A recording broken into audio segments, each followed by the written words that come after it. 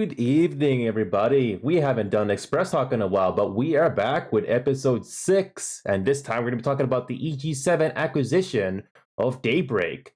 So if you don't know who EG7 acquisition, who do you know who EG7 is? Well, we're about to talk all about that tonight. And this is the talkiest episode to date. Unlike the last 5 episodes, we are not going to be going in game for this one because we basically need to talk a lot about business stuff. So here we go. Let's get started.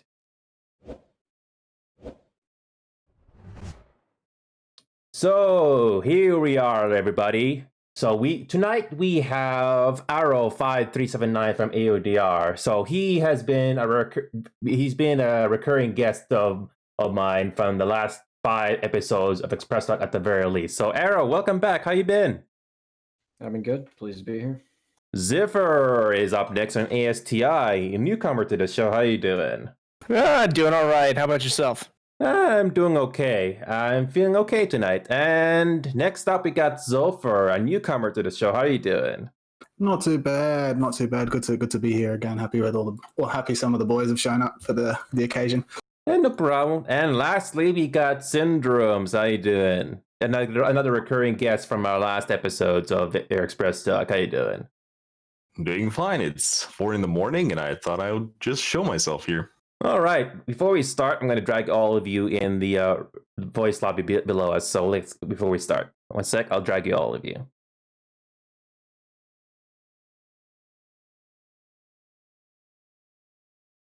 Okay, everybody, let's get started. So the biggest news that this game has had is the EG7 acquisition. What does it mean for the future of the company? We're about to find out. And it's easy to say right off the bat that this is going to be a lot of speculation, but we're going to pull up some news articles for you right now. So this is the first thing we're going to read. And if you haven't been paying attention to the news of Planetside too lately, we will tell it for you. So first thing I want to tell you is this producer's letter that came in back in December 1st. So I'm not going to read the whole letter for you, but basically the executive producer of the game, Andy Seitz, he basically tells about EG7, basically ENA Global 7, that's their name. It's basically a shareholder that basically bought Daybreak completely, and they bought them for about $260-something million. So we're going to be switching over to this other article from Eurogamer. And yeah, and as you can see in the first sentence, Planetside developer Daybreak has been bought for $300 million. And we're not just talking Planetside here. We're talking about every single game that Daybreak has. Thanks for the follow, Darksis. So yeah, not just Planetside, but I'm not going to read the whole article for you. But basically, ENA Global decided to buy 100% of the shares. So basically, they own Daybreak now. So it's on so I'm going to tell you right now, I'm not very good with business. I don't know too much of it, but if any of you here, Arrow, Zolfer, if you guys happen to have some experience on the business side, you can definitely help me fill in on that. So EG7 is a Stockholm-based company that has so far focused on helping other game companies with marketing, publishing, distribution. It owns the budget publisher Sold Out. It's a lot of business mumbo jumbo here, but basically, what we do know so far is that the Daybreak is getting some financial support in a way. So before we move on to EG7's PowerPoint presentation, if you want to call it that, though, who here wants to start talking about this whole thing when it first came out? So Arrow, do you want to start on your first thoughts when you heard about this news when it broke out? Well, upon looking into it, of course, Planetside has changed hands multiple times before, and with this new acquisition from EG7, I think the overall attitude is mostly positive, because in the past, Daybreak has been part of these other companies who have just been like investment firms, whereas EG7 seems to be solely focused on gaming companies and that nature, especially geared towards advertisement, which of course Planetside has never had a strong suit in. And if we look into the stats, as I'm sure we'll go into further in stream, we'll see that Planetside Daybreak is the largest acquisition made by EG7, as well as Planetside is the second largest game in terms of Daybreak's holdings. Yeah. And they've definitely been focused on profit, and which is very good for the survival of the game in general. So, Ziffer, when you first heard about this news, what do you think of this? Even with those news articles said, what do you think of this? So, yeah, I mean, EG7 is actually a rather interesting company because, having a rather large portfolio based on the marketing and, various distribution, development, and marketing pushes of a lot of larger titles. There's a lot to be said for their prowess in this field and their ability to make games and market them to a larger audience. Which, there's always a lot of worry in acquisitions. Of course, when you hear about an acquisition, the first thought is, well, when you make an acquisition, rather as a company, you gotta clean house. Got to see what stands up, what goes.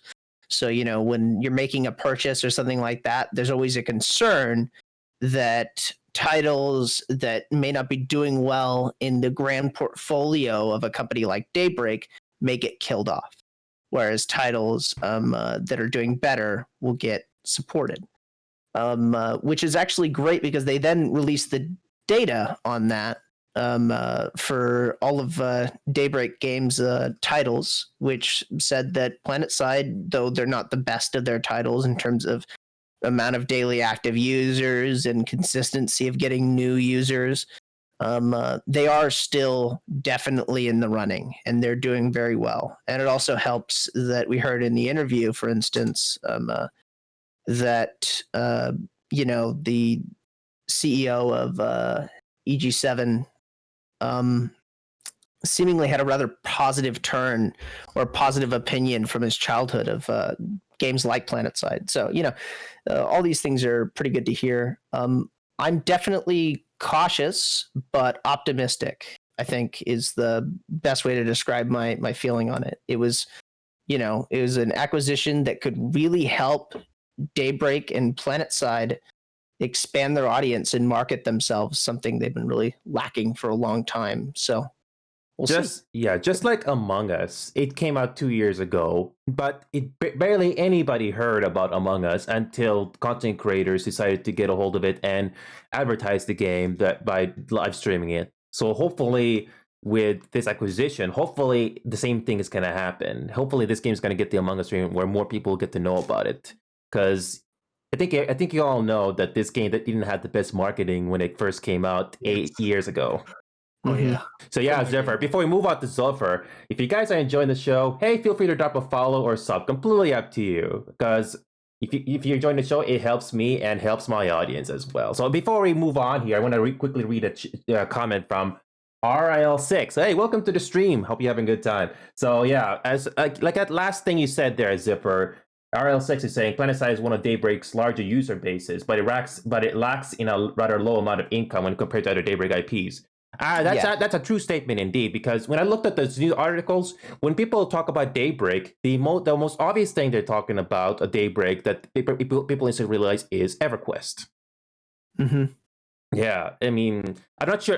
There's two EverQuest games, is that right? There's 1 and 2, is that correct? Yeah, but actually what was funny is that the data supported that Daybreak's largest IP in terms of the amount of daily active users is actually DC. The why am I DC saying Universe it? Online. DC Universe Online, still the largest daily active users because they have both consoles as well as PC, and the audience is still growing surprisingly. Yep, they're the same people that did H1Z1 as well. So Zopher, I appreciate your patience. So what did you think when you first heard about this? Okay. So Zopher, what do you think? Yeah, look, I mean, it's as Zephyr touched on, it's rightfully to be a bit skeptical about it, but there is a bit of a a few things I want to touch on, and the first one we brought up, which is a really good segue into this, is the marketing side of the game. Now, as you said, the marketing when this game first came out wasn't the most impressive, but since when this game came out and now, there's been a bunch of user-created videos and content that are actually really good and could be used as marketing. Now, this with the acquisition of this new company, they have basically gone ahead and said, we're willing to put marketing budget behind it, obviously, because of their portfolio. Their marketing's what they do. So all we really, to be honest, this game's really attractive to players, but it's not so attractive to new players at the moment. And I feel what the developer probably should be trying to bring in is something that's going to entice new players and then build on top of that with the marketing. And I believe they have a sci-fi game focus in mind. So I think Planetside 2 is actually due for a little bit more attention and a bit more money into it, because I believe that they can possibly go touching on a statement with the whole making the low amount of income compared to the other titles. I believe that they can actually leverage leverage their knowledge and marketing to actually bring new players in and make it so people do actually want to pay for the game and put something into it, because that's the big issue, right? People aren't going to pay for something they don't think is worth paying for, and that's the inherent issue with the free-to-play game. Yeah, I mean, the tricky part is, as you probably all know, how do you design a game that's going to make profit in the long run? I mean, it's pretty obvious at this point that Planetside 2 is not going the World of Warcraft route, where you basically have to subscribe to the game to even play it. Is that right? I don't think that's going to be that sort of model. That's how the game used to be. Actually, used to be. I'm pretty sure you used to pay full price for the game. It never used to be free to play when I first started. Yeah. But obviously, it's an old game, so keeping it a free to play model, but introducing stuff, the Daybreak Cash and the membership's fine. But I think that's a bit like $14 or whatever it is a month is a bit steep for some players. Yeah. Maybe if they offered a lower incentive level somewhere along that line, like a $5 a month with a little bit of support, maybe get a little bit of Daybreak Cash a month, or just to something like that to entice people who maybe can't afford that full membership cost, but they still want to support the developer. Exactly. So appreciate your patience, though, Syndromes. What did you think of this? What did you think of this news when you first heard it come out? So, Syndromes, what do you think?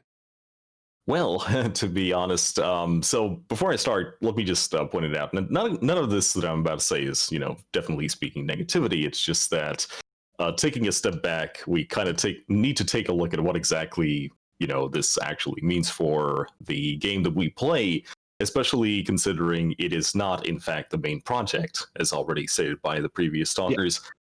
Yeah. The situation is that let's first take a look at that number. The 300 million credits seems to be a lot in the grand scheme of things, but at the same time, if you are not lazy enough to look at the perceived budget, including marketing for some of the newest titles, you will notice that it's not even close to that.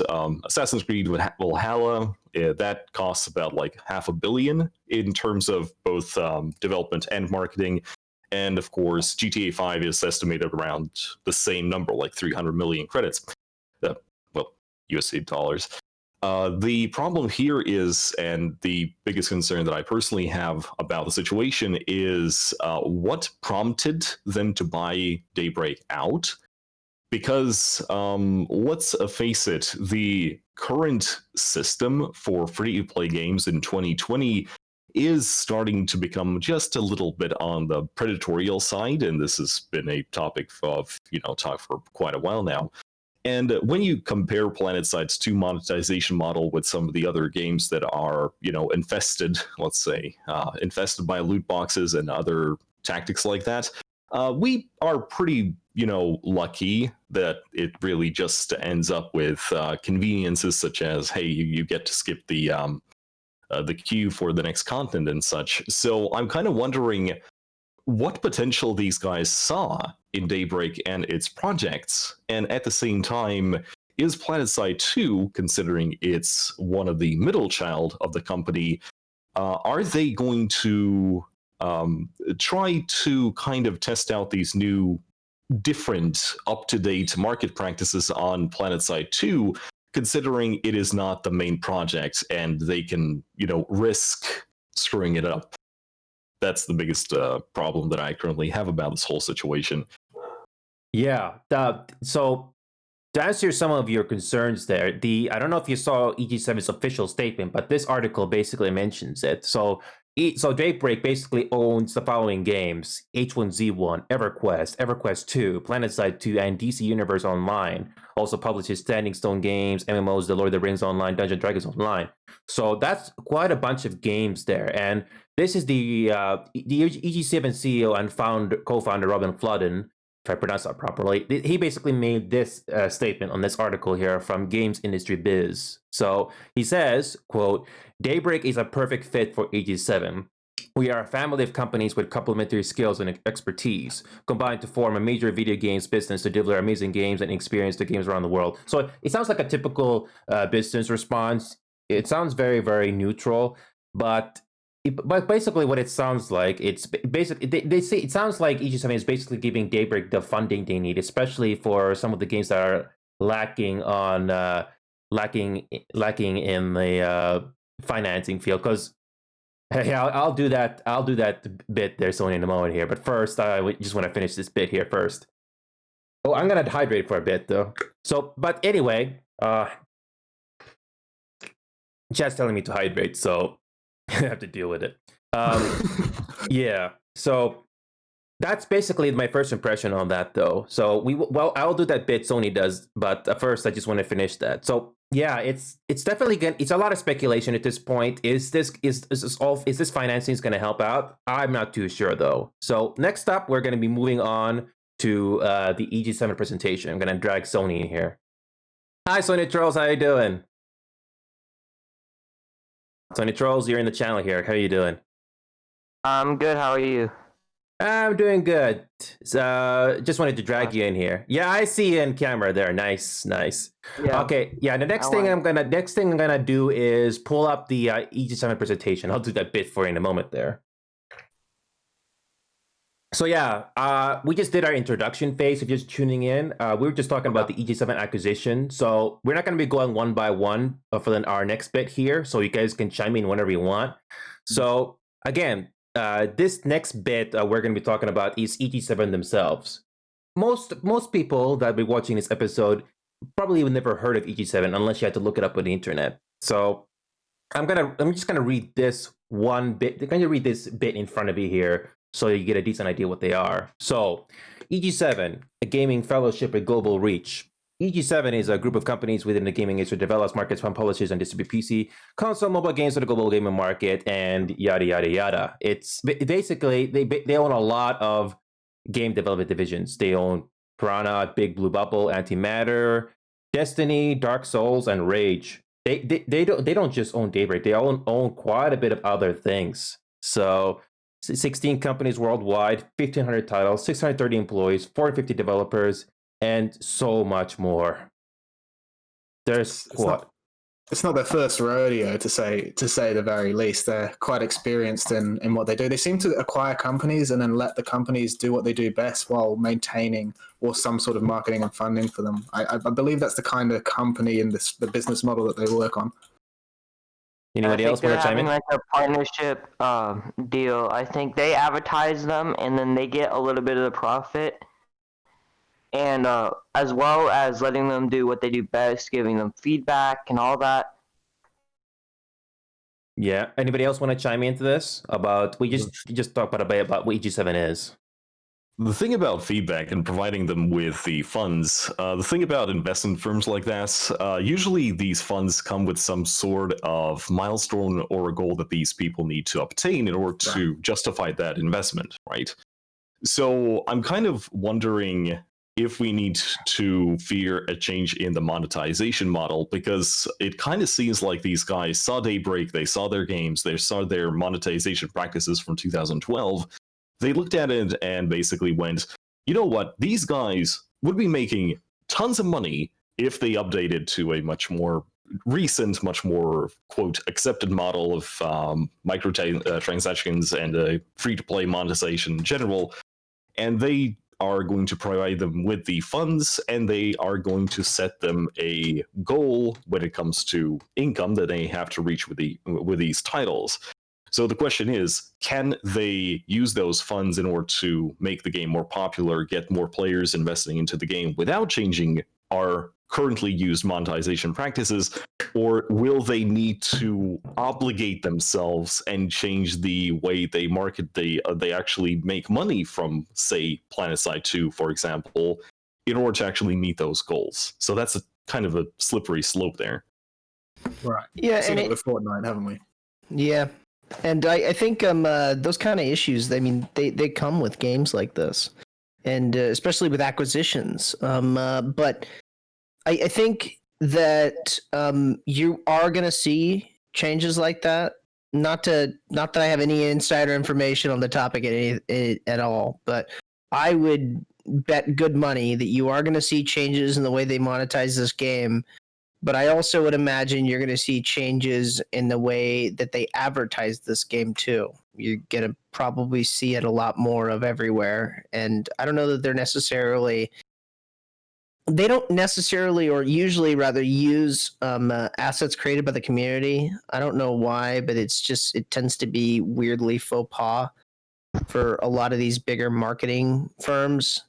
But what we will see is a lot more advertisement and a larger influx of newer players, I'd imagine, at least from the start, assuming that they've acquired Daybreak to help them grow a community, not just to make money on what they already have.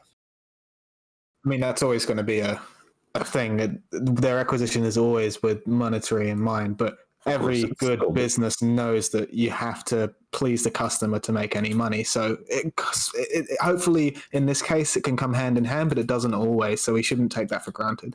Absolutely.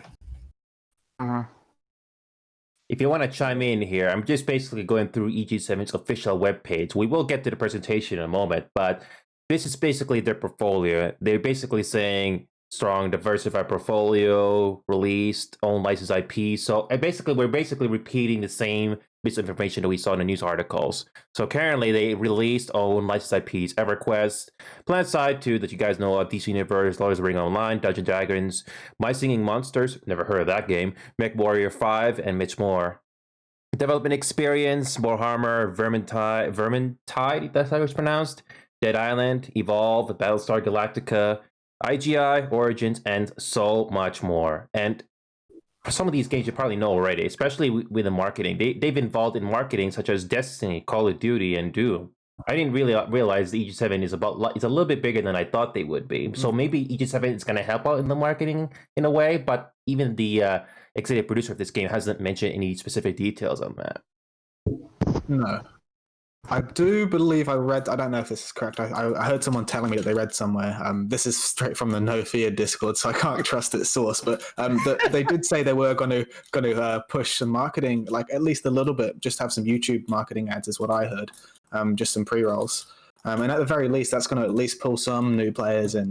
They have zero marketing right now, so any marketing at this point is good marketing. Agreed. I wonder how long is it going to take for them to realize that the game, at least Planetside 2, is not really marketable for completely new players due to its current state. Mm-hmm. So they are probably going to the old graphics. They are probably going to. It's not just the graphics; it's the new player experience in general. I'm going to use Skinnerbox as a kind of not so negative thing in this case. It's not okay. So you can talk about player engagement and the new player experience from a kind of a Skinnerbox tactic in both a negative and a purely mechanical way. We as gamers are usually hearing this being said in a negative connotation. Is like, hey, when is this game going to start requesting me money to play it normally, right? But it also is part of how the game's designed in order to catch the player's attention and how to keep it. And so I'm kind of wondering what kind of changes, once they figure out that, hey, one of these titles are just impossible to advertise to new players, what kind of, quote, suggestions are they going to give Daybreak in order to actually start messing around with Planetside 2? Because at this point in time, again, they're investors, so not having the resources to make any changes for the game environment itself is not really an excuse anymore. Right. Yeah. I think Yeah. I think I definitely see your point there, and I have to comment. I'm sorry, I can't help it. Syndromes, amazing radio voice. Holy crap! Like, dang, Exactly. What microphone have you got, man? Alpha male voice right there.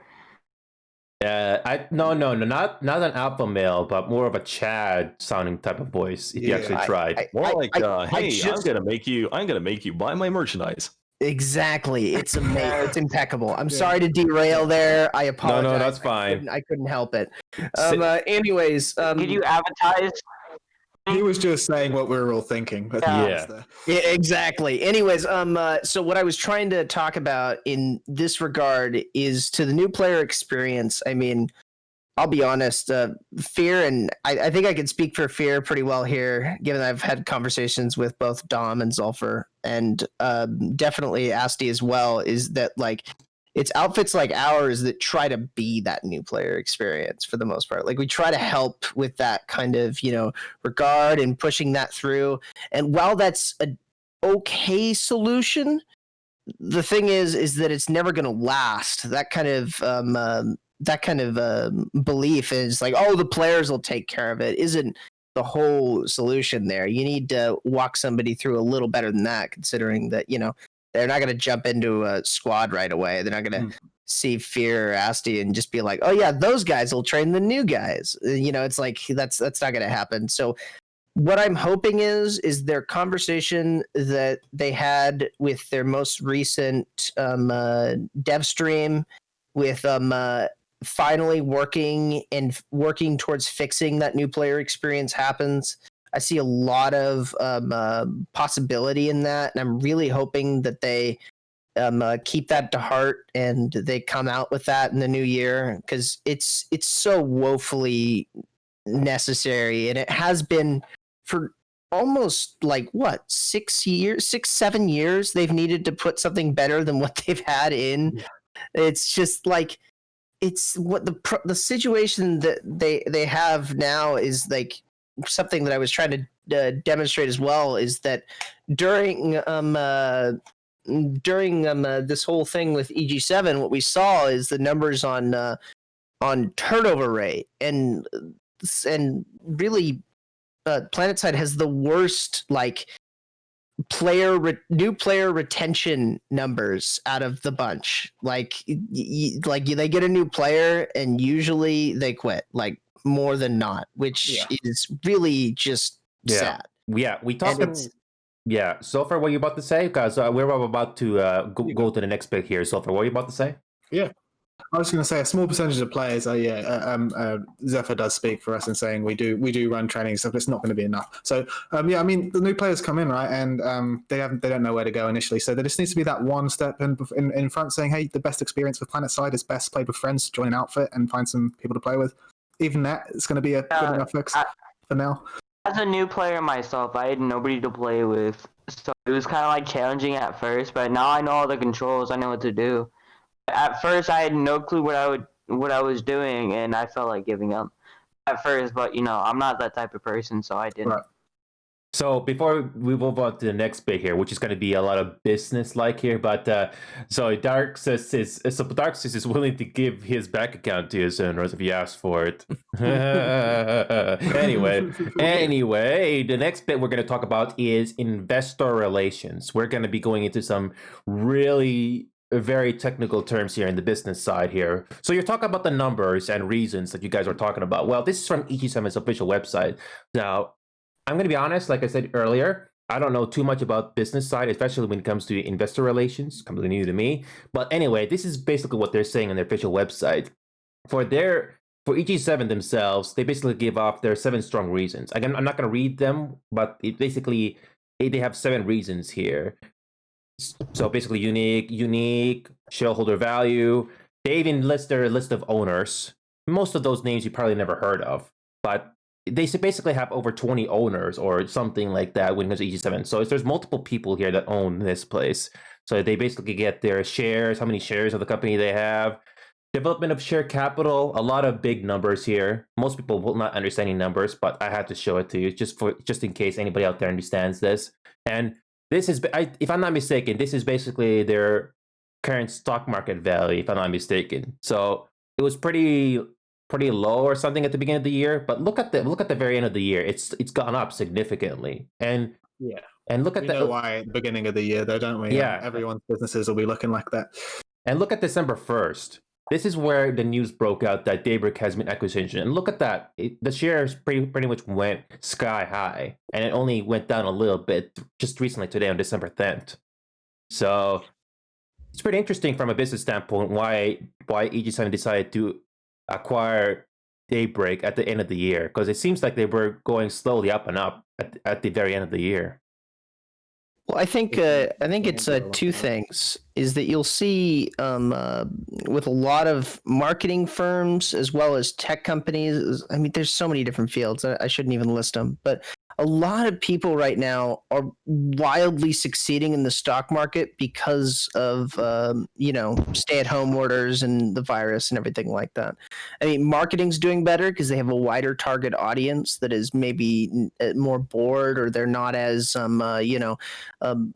going out as much or what have you. And that's going to cause their stocks to rise. But I also think for EG7, they made 2 acquisitions this year from what I saw on their calendar there. They acquired Daybreak, which we talked about, but I think they also acquired one other. I think it was, Big Blue Bubble in November. They acquired them. So, those 2 acquisitions back to back, and both of them apparently being rather successful for EG7 probably got us where we are with that $102 mark. Yeah. And I just want to read another message from RL6 here. Again, thank you so much for everybody in chat that's talking to us here. You guys are great. If you guys like to drop a follow or sub, you're more than welcome to. Appreciate it. Anyway, RL6 is here. He's giving us an interesting argument or fact, if you want to call it that. So, interesting opinion. So, problem with Planetside is its position as both an MMO and an FPS. Like an MMO, all players can interact, but unlike an MMO, there's no level difference to limit interactions. Thank you so much for the follow XP, Cromwell. So in the next, so what was I saying? But unlike an MMO, there's no level difference to limit interaction between new players and veterans in PvP scenarios. This creates an unavoidable learning curve hurdle that new players must overcome in order to compete. So with that interesting opinion argument in mind, who wants to chime in on this one? The guy's actually pretty correct about that because, Planetside 2 has always been the whole thing about, hey, there is no such thing as a matchmaking. To the point where our content creators, Sirius in general, for example, he had to specifically make tutorials explaining to new players, you must understand, you are going up against the worst of the worst and the best of the best. There is, and everything in between, obviously. Mm-hmm. And the problem here is that how do you explain that to the average player when you are stuck in your own little kind of information bubble? Because all of us here, for the most part, are Planetside veterans at this point. Really, if you have played this game for more than a year, or at least stuck around for more than a year, you are a veteran at this point. You have adapted, you have accepted the game mechanics with the lack of much matchmaking included. And so the moment here to remember is, well, how do you explain that to a completely new player who is in fact used to matchmaking in every single FPS game in 2020? Mm-hmm. Anybody else want to chime in? I mean, I think this is best solved through the big focus around Planetside 2 is, and it's always been from the beginning, from Planetside 1 since even, is to play with friends and to have that sort of group of people to play with, or play in a team. It's that focus on that. So although you are going up against the best of the best and the worst of the worst, you can sort of somewhat negate that experience and make it more fun by playing around friends. And it's about directing the new players into that sort of experience rather than into the experience of jumping on a base and getting headshot 4 times over and over and then logging out. Exactly. You just have to negate it. Yeah. But at the same time, how many players do we actually have that kind of subscribe to that sort of thing? Because, funnily enough, we did a kind of research it at some point.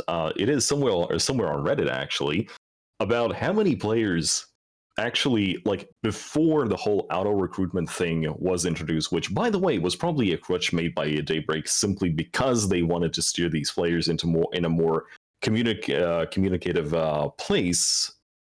Outfits running their public ops, right? But it's actually kind of surprising as to how many players just disable voice chat, for example, simply because they have very negative connotations with any sort of multiplayer game. So, Right. you have people from Xbox Live who are just used to, the Xbox in general has a very negative opinion on voice That's chat, for toxic. example. Yeah, the community is perceived as toxic by default. So these are usually the players who just jump into a game. First thing they do, they instantly disable voice. And I think it's not really a overstatement if I say that, hey, Planetside 2 is a team-based game. It would be kind of like saying, hey, I want to play Squad or Project Reality or whatever, but I don't want to use voice chat, for example. It kind of defeats the purpose of the game. So the whole thing, it's a MMO, Planetside 2, MMO, FPS, but it's niche as hell. So how do you market that to players? That not only that though, the biggest question I have here is I know EG7 has acquired Planetside, but what's going to happen with all the other franchises that Daybreak has? Because we're talking about a whole company here that has multiple franchises. How much attention EG7's EG7 bosses are going to give to EverQuest or any of the other games that Daybreak has? How much marketing or financial support is Planetside going to be? Again, it's all very much speculation at this point. The least I hope. Syndrone's made a good point on that earlier with saying, they're acquiring a whole bunch of games here, and it's what are they gonna actually, we haven't actually had solid numbers and stuff on what they're gonna promise to Daybreak and their games, and then Daybreak then has to figure out what it's gonna do with the money again. Is it gonna spend it with Planetside, EverQuest? What's it gonna do with that budget? So it's all up in the air to what's actually gonna happen here. Because we might see a little bit of marketing, a small amount of improvement, or we might see a complete overhaul. It's up in the air.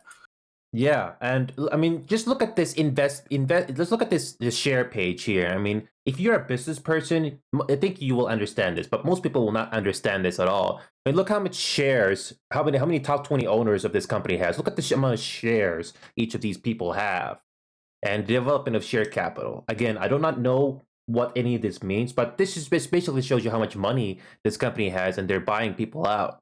And look at look at the number of shares in the stock market is going on here. They've basically been slowly going up ever since April. So there must be something going on here. Why they decided to start buying companies this year?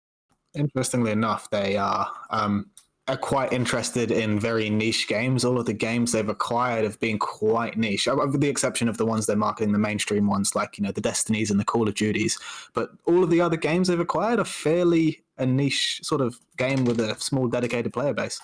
Yeah, I agree. Because as well as how much money they needed to get the game. Sorry to cut you off, but yeah, how much money did they need to get the games, and how did they get the money? That's a good question, though. I mean, how much money? Yeah. How much money did? No, sorry, go ahead. Yeah, go ahead. Due to the size of the acquisition, because Daybreak is the largest acquisition EG7 has made. This was likely planned for quite a time. And if you go to the investor presentation on slide 22, it has the three main focuses that they're interested in Daybreak, which, of course, was those multiple different niche games that we were talking about. Number one is the diversification of their portfolio, of acquiring many different types of games, as well as where they're based out of, because they're all over the world with EG7.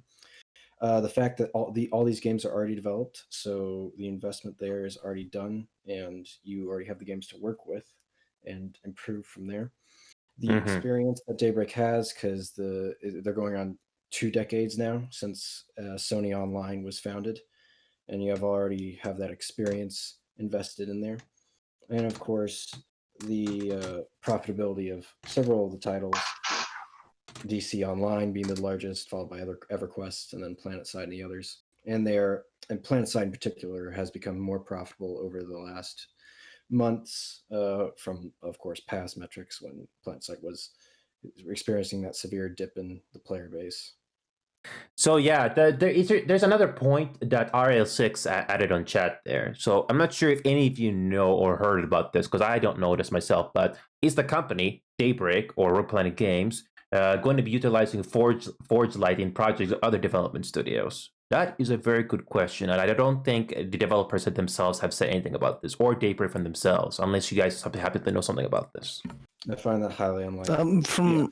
Especially from my understanding, there's no talk of it officially quite yet. I could definitely imagine such a thing happening, but based on the age of the game, as well as Planetside isn't even compatible. Exactly, as well as the issues they're facing trying to develop the game, let alone trying to make that all work. I think that's probably quite unlikely, as they've said before.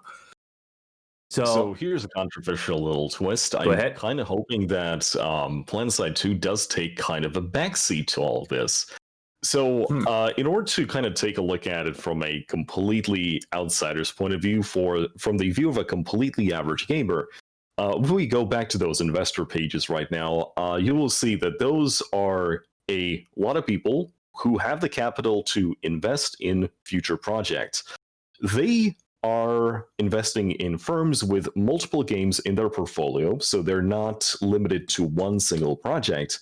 As long as they make a profit, all of those shareholders are completely fine. And the thing is, if we look at Daybreak and the marketing thing that they have released regarding how much income they get from which game, you'll notice that Planetside 2 is actually very, very low on that list. It's not really all that profitable. So from the perspective of the current player on Planetside 2, I think it would be actually better for us if they didn't look at Planetside 2 as the main potential moneymaker and the main, target of this new income of capital that Daybreak's going to receive, because that means that we do kind of retain the status quo with the possibility that things are going to improve, while at the same time, they are not focusing on Planetside 2, which means that these people are not expecting it to go through some sort of drastic changes. Drastic changes might be very good for the new player experience, and I obviously do agree that, hey, we need to make sure that new players are, sucked into the game and they remain in the game. But at the same time, the current population that we currently have are mostly diehard fans of the game who, for the most part, have been around here for quite a while and play Planetside 2 as their main game. So screwing with that player base, with the diehard fans, might actually not be within their best interests. So perhaps in the end, we might dodge a bullet if they don't focus on Planetside 2. Ooh. Welcome to the stream, Margarten. Sorry to interrupt, but welcome to the stream, Margarten. How you doing? Welcome. Hope you're enjoying the show. Margarten just basically brought an interesting point or opinion, if you want to call it that. I don't think we're going to see drastic changes. The Swedish founder of EG7 grew up playing PS1. That remains to be seen, though, because we're about to go inside the investor presentation here. That you folks have probably read this by now, but if you haven't, we are going to go through this whole thing, and we'll try to focus on the important points. So this is from EG7's official website themselves. This is not a circuit document. Everyone can read this, but anyway, we'll try to focus on the most important points. So it's a PowerPoint presentation, but I'm trying not to make this sound like we're going back to school again. But since EG7 owns Daybreak now, it's worth mentioning who these people are, because they are basically in charge of Daybreak now. So EG7, as you probably talked about a little bit there, group of companies that develop markets, basically shareholders, if you want to call it that. The group comprises of EG7 Studios, Petrol, Sold Out, Big Blue Bumble, Piranha Games, and Antimatter Games. So it's not just one corporation. There's multiple corporations here. Covers the entire gaming industry. Has undergone rapid growth. Again, going back into the share, they're not kidding.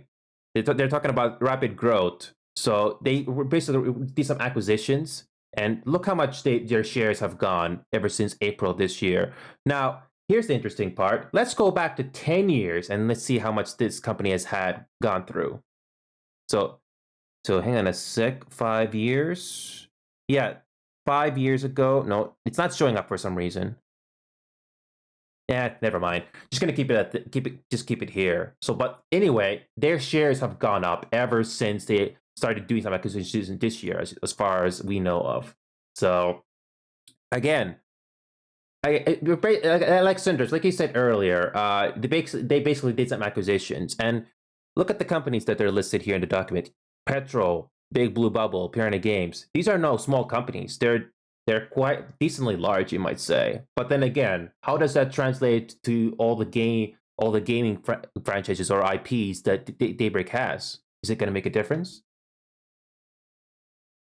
And It really depends on how they use the money. Are they going to invest all that money into the best possible, earner that they currently have, which in this case would be the DC Universe and EverQuest, in terms of actual profit, which, by the way, is probably from a business standpoint the most sound thing that they can do, in which case perhaps we are safe.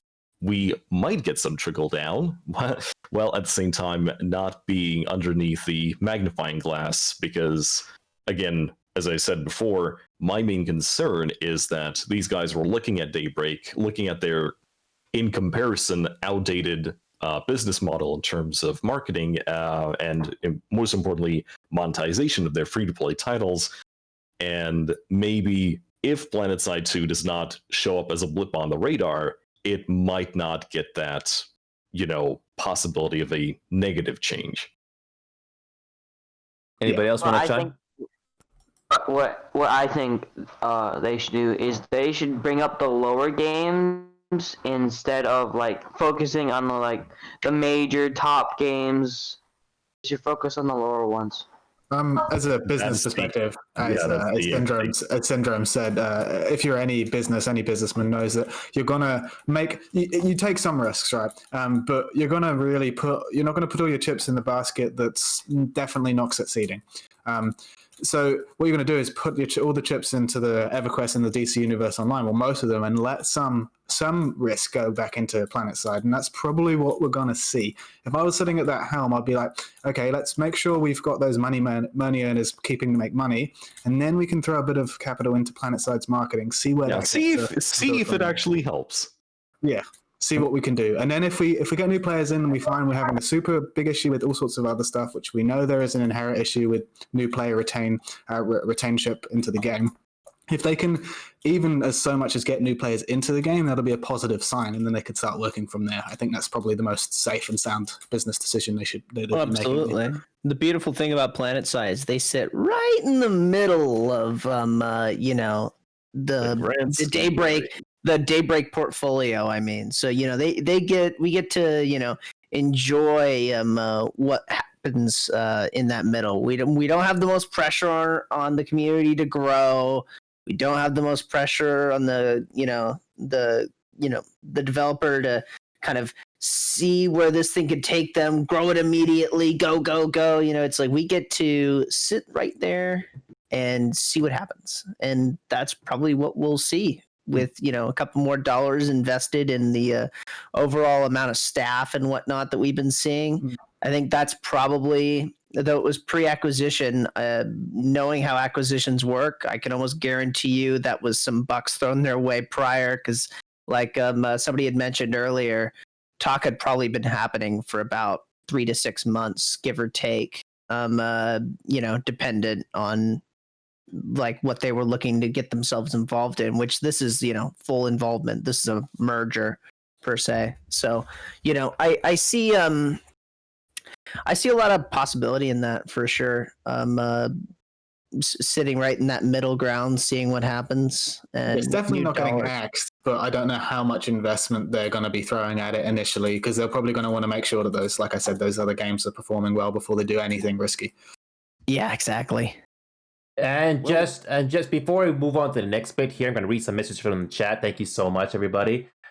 If you guys are enjoying the show, hey, feel free to drop a follow or a sub. It's completely up to you. I hope you guys are enjoying the show. I'm doing my best to entertain you guys. Also, you're more than welcome to join my Discord server if you wish to join the conversation, or you wish to join my community. It's completely up to you. Just drop my Discord link there if you all guys are interested. Anyway, the next thing I want to say on chat here, which kind of brings me back some bad memories, but a PS2 mobile game from X-Ray Cromwell. Oh boy.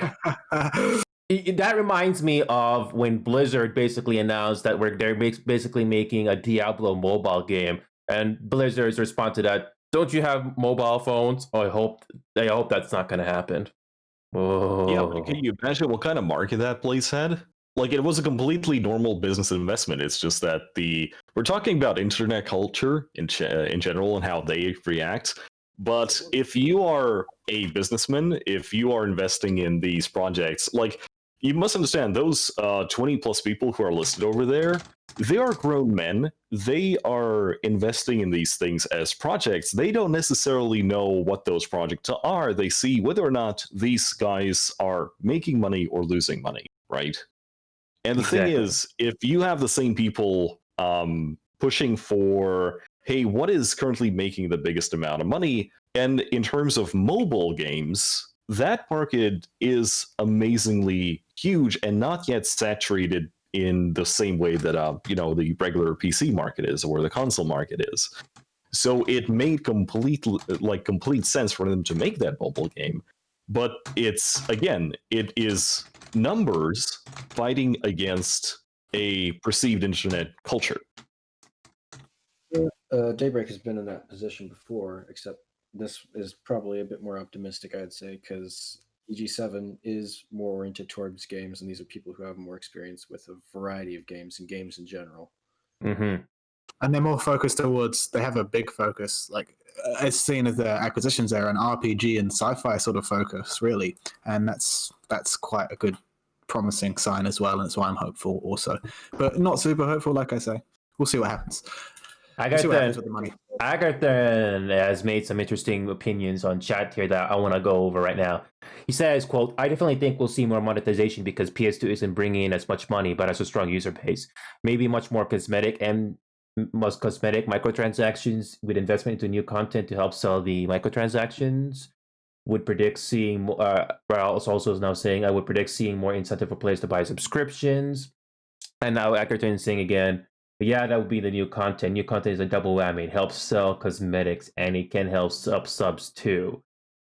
That indeed is a double whammy, but what could they possibly bring new content into this, especially with this new company taking over? Again, it's all speculation. And maybe they would be an incentive.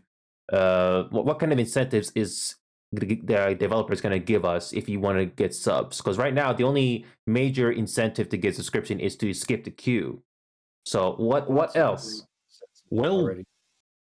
Arago.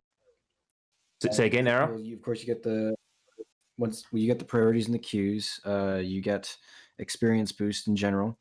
You do get that 500 daybreak cash per month, which is a great benefit because most games, if you get premium account time or a subscription, you don't get a certain payout of premium currency every month, which is very nice. And of course, most recently we saw with the Shadow Warpgate update, they had added the mission system and the campaign system. And if you remember, it was free to buy into the campaign system, whereas if you weren't, you had to pay with certs. The same sort of thing with ASP. It's free for members. If you're not a member, I think you have to pay 5 or 10,000 certs. And of course, you have the size of your wallet. You can have like 100 or 50 certs. Yeah, I'd definitely. Sorry, you go. Okay, well, I'd definitely like to see, as I mentioned, some sort of tiered system for the subscription. It's, obviously you can do the whole add cosmetics and do that, but that's only going to go so far. If you add some sort of tieredness to the membership system, you might find that more people can afford. Maybe the first tier is just to skip that queue. And then when the top tier stays as existing price, you don't add any extra cost to it. You just make a less incentive. So you have a $5 one, a $10 one, and the $15 one, for example. And then they give you each different levels of stuff that's not going to, one's a queue, one's the extra experience, one's the daybreak cash, maybe, simple as that, something like that. Agartha is mentioning something interesting. New continents with membership access until the continent becomes publicly available would be a huge membership incentive. Yes, that would really be a paywall. That would be a paywall, and hopefully they're smart enough not to do that.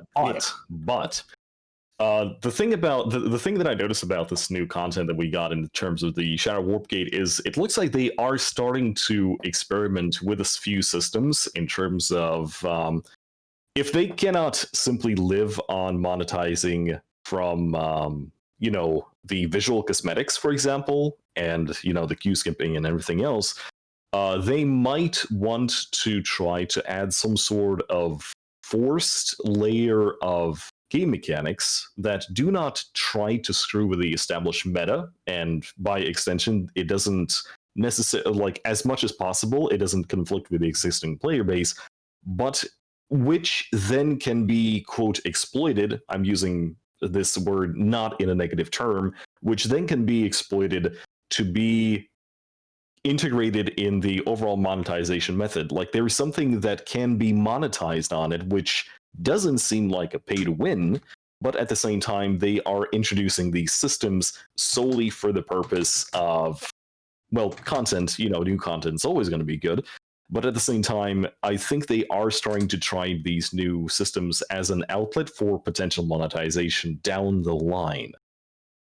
Area most ripe for that to happen too would probably be the implant system, which has already been accused of being a pay-to-win system before, especially when they removed the ISO4 payout rewards briefly, and when they introduced that you could purchase exceptional implants for 45,000 ISO4, which is a very high amount. Nothing like impossible to get, but once you're getting there, you're probably getting ISO4 mainly from implant packs, which you can either buy from certs or you can, of course, get them for the daybreak cash, especially if you want to buy them in bulk, which is definitely the best way to get implants, break them down, get lots of ISO4, or just get a high probability of dropping those exceptional implants, which they do change your gameplay. It's not incredibly major or game changing. However, those very good implants do make certain things a lot easier and definitely impact the way that you do play your game.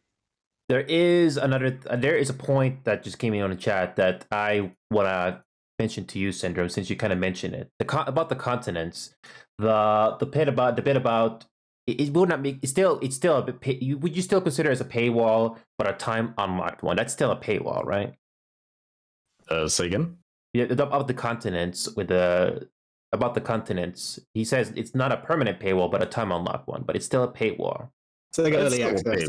I mean, it is somewhat of a paywall, but it's still more of an incentive because if again, you could, if you brought the tiered system into it, whereas you'd give them even a small incentive, it's not going to be, like you say, it's still a paywall. But I don't know if they made the campaigns. He makes another good point. If they make the campaigns a bit more comprehensive and less of an experiment, that would definitely draw more people, because I never even got into the campaign because I looked at it, I got confused and went, I'm just going to go play what I normally play, so. Yeah, I don't know if that's worked per se. They're trying to make it more MMO-y, and I don't think that's particularly the way to go. The worst part about that is that we as a community, especially the players who actually keep an eye on what is going on, we feel that they are on ice. They are not on stable footing, and they are trying to experiment with future content. And we feel that they are uncertain whether or not they are doing the right thing or the wrong thing. And so the community of these people are usually very generous in their feedback, usually very mixed feedback in that. Mm-hmm. I think the beauty of that regard is that, it's like, I think at least in the past year, they've been in a better foot than they've ever been, or at least I've ever seen them be. In terms of new content, trying to flesh that out consistently, trying to keep constant updates, keep new things. And I'm hopeful, but just like you said, wary of of the future because really it's unsure. They promised a new realm of changes with these new dev streams, and for the most part, it's come true. At least in recent history. But it's something that we got to be cautious about because who knows if that consistency will continue or for how long. Yeah, exactly. I'm gonna have to change topics here because I want to keep good on time here. But if you guys are enjoying the show, hey, feel free to drop a follow or sub. I appreciate you guys. Hope you're having a great time and watching the show here and staying safe out there. So we're gonna move on. We're gonna go back into the EG7 global document here. So basically, in this page, they basically explain how the acquisition Piranha Games. Basically, they tell a little bit about the company, and they basically say the amount of money they spent on acquisitioning Piranha Games, about 22.7 million. All the numbers are there in front of your screen. They basically explain their buy and build strategy here. So they basically bought Art Plant back a couple of years ago, Petrol, Antimatter, Sold Out, Big Blue Bubble, Piranha, and very recently, Daybreak Games. So this is a bit of a history for you folks that if you don't know anything about EG7. There's a lot of business stuff here, but it definitely is worth mentioning. It sounds like we're going back to the classroom here, but it's definitely worth mentioning. Value chain. I know. Yeah. It feels like business stuff Yeah. because the material they're currently looking for, it's Yeah. not material for us as gamers, by the way. No. This material is for other firms who look to the possibility of being obtained. Exactly. But I still feel like it's worth mentioning just a little bit because of what they're doing. Because of course, but I'm just saying that we can only judge this from the sides of a customer. Yep. Exactly. Yeah, precisely. And if you wanted to know the reason why, well, I wanted to read this whole bit here. So I'll try to go through this as quickly as I can. So the background and reasons why Daybreak was bought on their official webpage, I'm going to try to go through this as quickly as I can. So basically, they say that EG7 is a group of companies that develops, markets, publishes, and distributes video games for PC, console, and mobile on the global market. The group comprises of those companies I just mentioned already. Daybreak is San Diego company. We already know Daybreak about that. We're going to skip that for now. Daybreak has approximately 170 million registered users.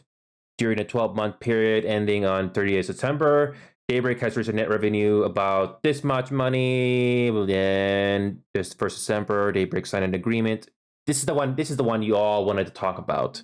On 1st of December 2020, EG7 and the shareholders Daybreak signed an agreement stipulating the conditions for the transaction. Following the transactions, the group will have a strengthened business model, generating revenues across the whole industry value chain. So, like this, again, it boils down to the same thing you guys we were talking about earlier. What kind of a business model are we going to be seeing here? I mean, going back into the announcement here, the producer's letter, they say nothing much is going to change, but who knows what is really going to change, especially when you read this statement here. And you guys can chime in whenever you want. I'm just looking at this last paragraph here. It just goes back down to the point that Daybreak in general, or at least in Planetside 2, I can't really speak for the other games since I haven't really played them, they are really using a very comparatively outdated monetization model. For us as consumers, this model has been very lenient. That's the way I would like to describe it, because at no point in time you are kind of expected to start playing for the game. But at the same time, it is terribly, terribly outdated. It is also not making them any amount of money if you compare it to other games with the same sort of player base, which are monetized, quote, properly. It also goes down to how much acceptance the general gaming community as a whole have kind of gotten used to, and what kind of practices they have gotten used to. And again, it kind of looks like they have bought Daybreak because they think that if they change their business practices, which includes the payment model, they might be making a lot of money. Yep. And again, sounds like another investment portfolio, but EG7 basically seems to know what they're doing because they even mentioned the risk factors. I'm not gonna read the whole thing, but I just want to read the ones they said in bold. The risk factors: companies dependent on publishing agreements. The company has limited experience of developing, marketing, publishing, and distributing its own game titles. And as you guys already know, Planetside 2 barely got any marketing out. Not many people know about it. Companies dependent on agreements with third-party publisher production of games. The launching new game titles may generate less revenue than estimated. The company's dependent on license agreement for the game engine. Again, we don't know what else happens going to happen to Forge Light after this. The company's dependent on a few important distribution channels for its game titles. The company relies on its ability to train and attract new players, as well as a good reputation within the game industry. The complete and potential future acquisitions may fail to integrate successfully in the company's business and to fully achieve expected financial strategic synergies. Again, they basically got their own ends covered because they don't know what's going to happen after this acquisition. It's always a risk, isn't it? Yeah. They basically listed every single risk factor here. And the next one here, Right. company. That's what good businesses will do. Yep. The company may be unsuccessful in evolving and adjusting to new technology. The company's future growth depends on the ability to develop new games and improve existing games. Planetside 2 is a good example. Risk related to intellectual property rights. Your company relies on its ability to retain and recruit key personnel. That's another big thing. We do know in Planetside 2's division that they decided to hire more people to help create more content, which is good. Because before Escalation came out, I'm pretty sure they didn't have a very large staff. The company operates in a competitive market. The company could fail to complete successfully. Again, it's another risk factor that they basically explained it in the document themselves. The company relies on a well-functioning IT system exposed to risk relating to hacking, viruses, sabotage, and other cybercrimes. Again, it's another good example. I mean, is this company going to help bring new technology to help prevent cheaters? Apparently, I've heard that Soltech has a problem with cheaters that the developers did address recently in a Twitter post. We're almost done there, by the way. Again, the risk factors. Company risk being involved in legal administrative proceedings. No possibility, but seems unlikely. Risk of non-growth. Planetside 2 is a good example. There hasn't been a lot of growth. Risk relating to the process of personal data. I think you might have. You probably know this one because Sony and a couple other companies had data breaches. Risk of insufficient. Yep. Risk of insufficient insurance cover. Tax risks. Apple. The company has revenue in several. The company has revenue in several currencies, which exposes the company to currency risk and interest risks. Risk related to COVID-19 pandemic. Yeah. And I think I got a couple more here, but it's basically, it seems they're basically reading what's going on in our minds. It's good that they know that there's a risk going into this, but then again, I just wanted to list this all so that you guys know, not be surprised. Risk related to goodwill and other intangible assets. Again, I'm not going to read the whole thing, but it basically explains it in front of us here, so you can look at it in your own time. The company is subject to laws and regulations in several different jurisdictions: European Union, China, and North America. If everybody has their different jurisdictions. Risk relating to inactive and illiquid trading, divestment of shares by major shareholders, board of directors of management, future issuance. Again, a lot of business stuff here. This is the last page, by the way. Future issuance of shares of other securities of the companies could dilute the shareholding of a diverse the stake price. Company may not pay dividends to its shareholders and the influence of major shareholders. So, with that being said, though, that was a lot of stuff to go through. But basically, the company that pushes in it. I think every other company does the same thing on this, but they are fully aware of the risk going into this. So I don't know if this. I don't know if you could consider all of those risk factors that they listed as a good thing, but I hope. But they're realistic. That's it. It doesn't necessarily need to be a bad thing, because companies are companies, and there's a whole lot of legal framework that governs what companies can and can't do. They need to be open about all of this stuff. It doesn't necessarily mean it's a bad thing, but the fact that they've thought about this kind of thing is definitely a good thing, because it means they think things through. The chat is currently bringing up something very interesting. Yeah, Agarthan, the biggest positive for EG7 is a gaming company and not an investment firm, so they actually understand the games and not just profit spreadsheets. I want to kind of contest that, because is that a positive? Because the problem is, if they are just blind investors and they just want to see money, then you kind of have a little bit more liberty as to how you use their capital, because they cannot provide you with any specific pointers, and you're kind of just expected to make back the money, right? Yeah. You at the remember? same time, if you are specifically, we're talking about a company that is specifically geared towards working with game devs and gaming companies. Well, that just means that they know how to play the game. And this time, actually using that as a negative terms, like you know how to play the game. Mm-hmm. And I can bring one good example that most of you probably heard of. Any of you here remember Telltale Games? And long story short, Telltale Games, they basically relied on an episodic model, episode 1, episode 2, episode 3. Not the same thing that Planetside 2 is doing. It's completely different.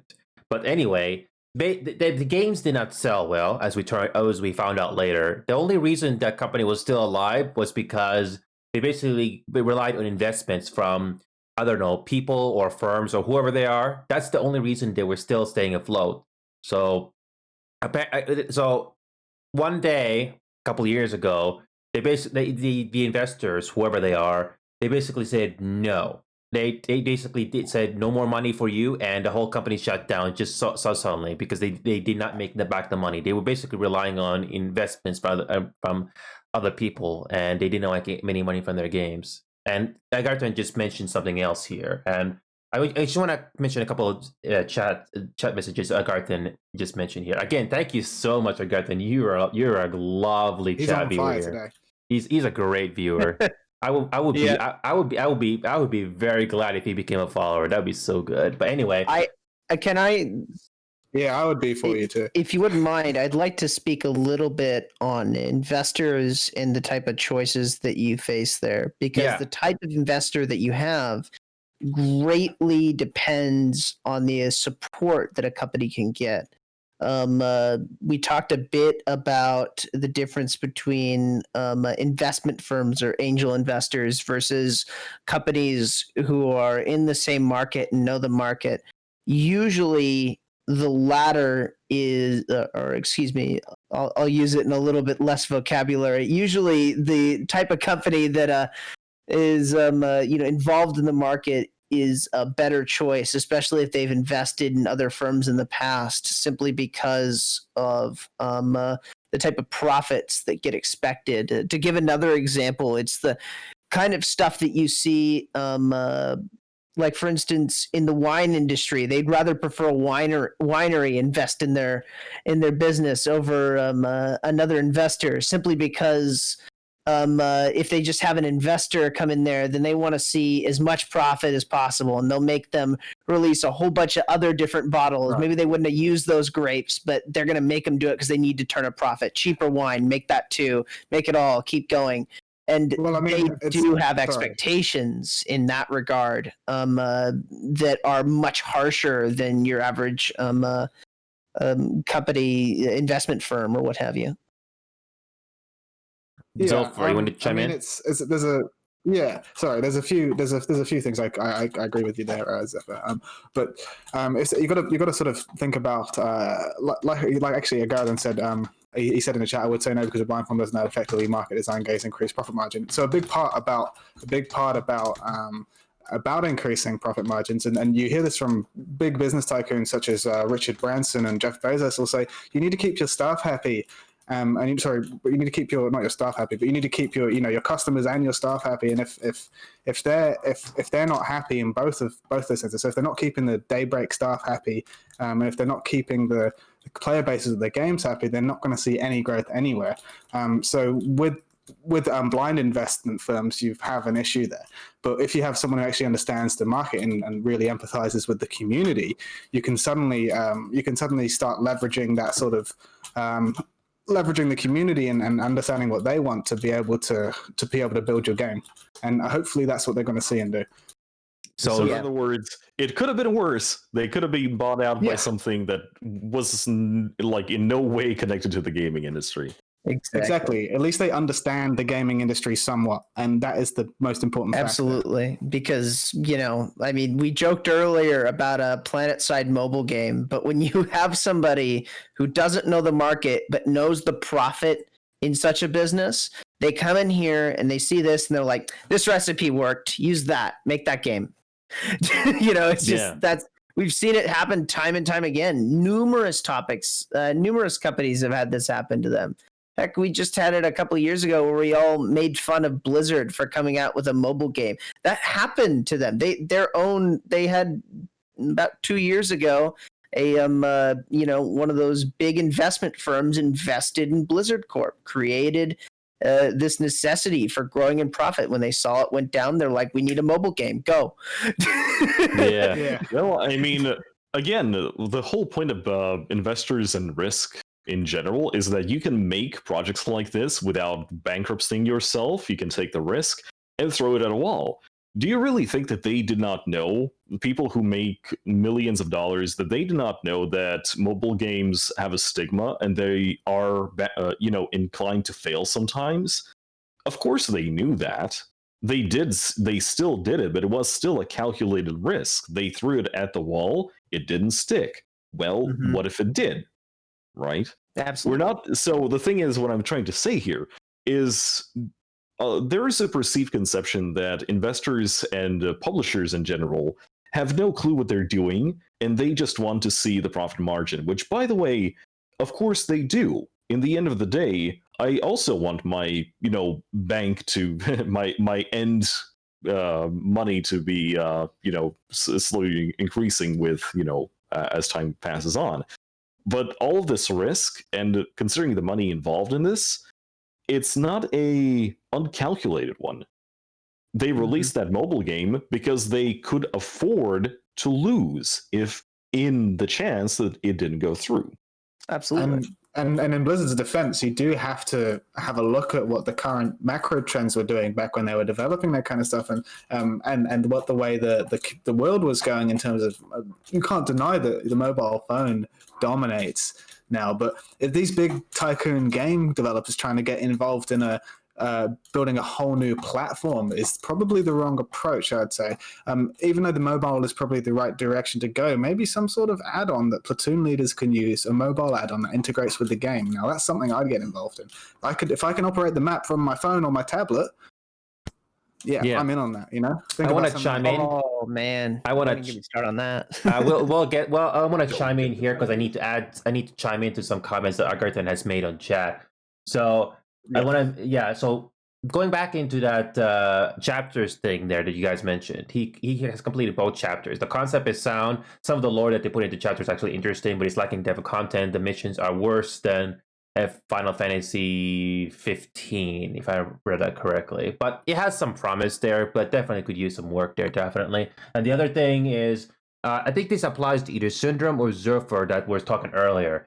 He's basically saying, I would say no, because a blind firm doesn't know how to effectively market or design games to increase the profit margins while still keeping the communities happy. Anybody want to argue against that? Because we will definitely get to the other comments Agarthan has said. But let's focus on this one here, because a blind firm doesn't know how to effectively market. So who wants to argue against that? I agree. Yeah, I don't know. I kind of agree. I sort of touched on that a little bit before, and I said, I agree with that. But yeah, I mean, does anyone disagree? In the end, no. Again, it just goes back to, hey, it's like, it could have been worse. Yeah. The other thing, so I next think thing, that's more of a fact. This is a company that's focused on having a diversification and has an experience with advertising these games. Agarthan is also mentioning in chat here, they could have been bought by Bain Capital and being chopped up and sold.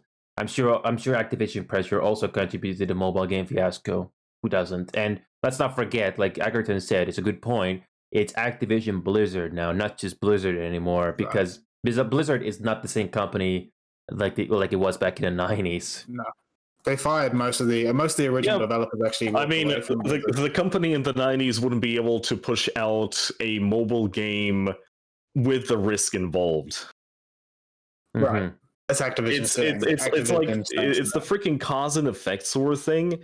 They are pushing, like, companies like this and investment firms that provide the necessary funding for failed projects, past failed projects. These projects come out and fail not because it's these people backing them, right? It's not because of them specifically, but it's also because these projects exist in the first place because they were the calculated risk that was created with the purposeful idea that, hey, this might fail, but it might not be. So it's kind of a cause and effect sort of thing. That's something to keep in mind.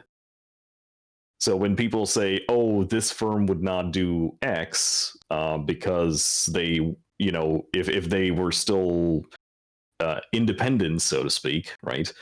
Well, that's kind of addressing the problem from a completely different standpoint. They wouldn't be able to do it in the first place because they're not backed. Exactly. But though the biggest thing though is at the end of the day though I'm very very optimistic to see what this is going to do for not just for Planetside 2 that we all love here. I mean, most of the audience that mostly are watching us right now is mostly the Planetside 2 community, but anybody here happen to be a player of EverQuest or any other Daybreaks games by any chance here? I used to play DC Universe Online when it first came out, so when it was owned by Sony Online Entertainment. I played that game for a little bit. What made you stop playing that game? I guess I was big into World of Warcraft, and I was just looking, like everyone else back in that time, I'm sure, was looking for something to fill that gap. World of Warcraft used to be my main game, and I used to run an organization on there. But time's passed, and the game's not what it used to be, to say the least. So DC Universe, I moved on to, and I jumped around a bunch of games. And yeah, I mean, I just stopped playing it because of lack of content, and in the long run, lack of things to do. I understand there's some deal of surprise with DC Universe being as big as it is, but since its community is not very active, because it's much bigger than Planetside, and Planetside community is far more active than DC Universe.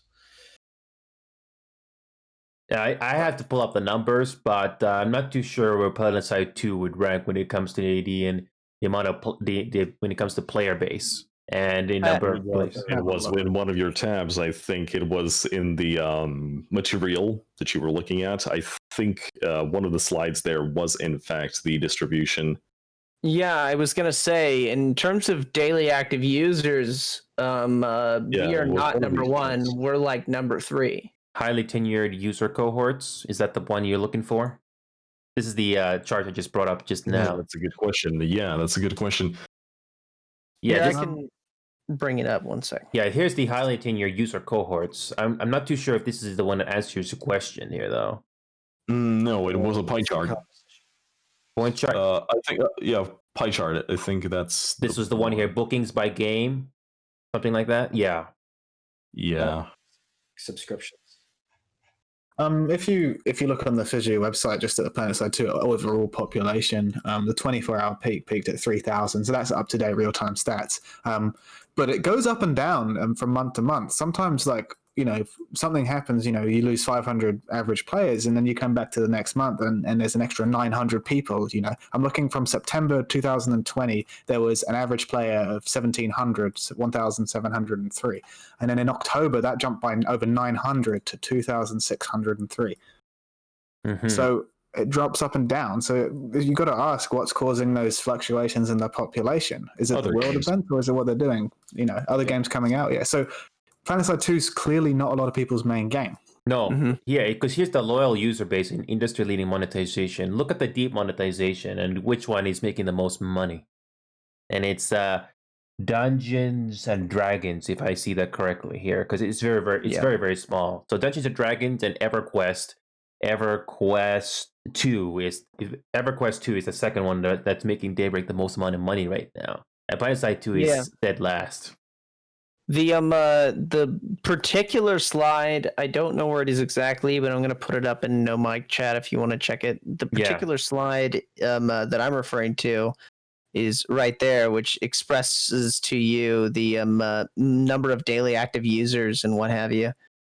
Strong portfolio games, gotcha. Yeah, you get to see the kind of daily active users numbers, and we are high. Though we are high, we are not number 1.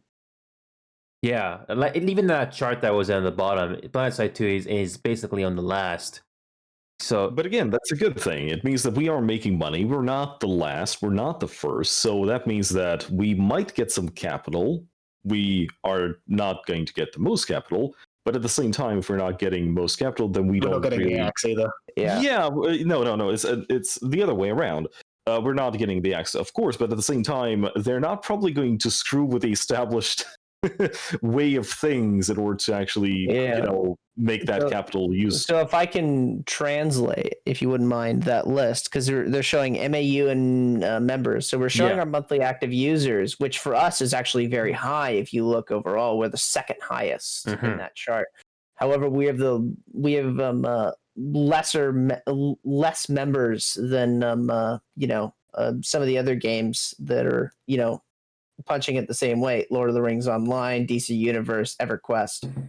But maybe it's something that gets worked on or what have you. But it's something definitely to pay attention to, the low membership amounts that we have, but high active user population is a way to look at least as a company, a way to look at a way to make a profit. Exactly. And Agarthan, you've been so patient on chat. Thank you so much. I'm gonna read some of your chat now because I didn't want to interrupt you guys talking in chat, so I'm gonna be using the opportunity now. So other games, it's because most PS2 users haven't played so much of it, they pick up and put it down. A drip feed of meaningful new content, etc., will keep people around much more. I know the numbers after escalation were huge.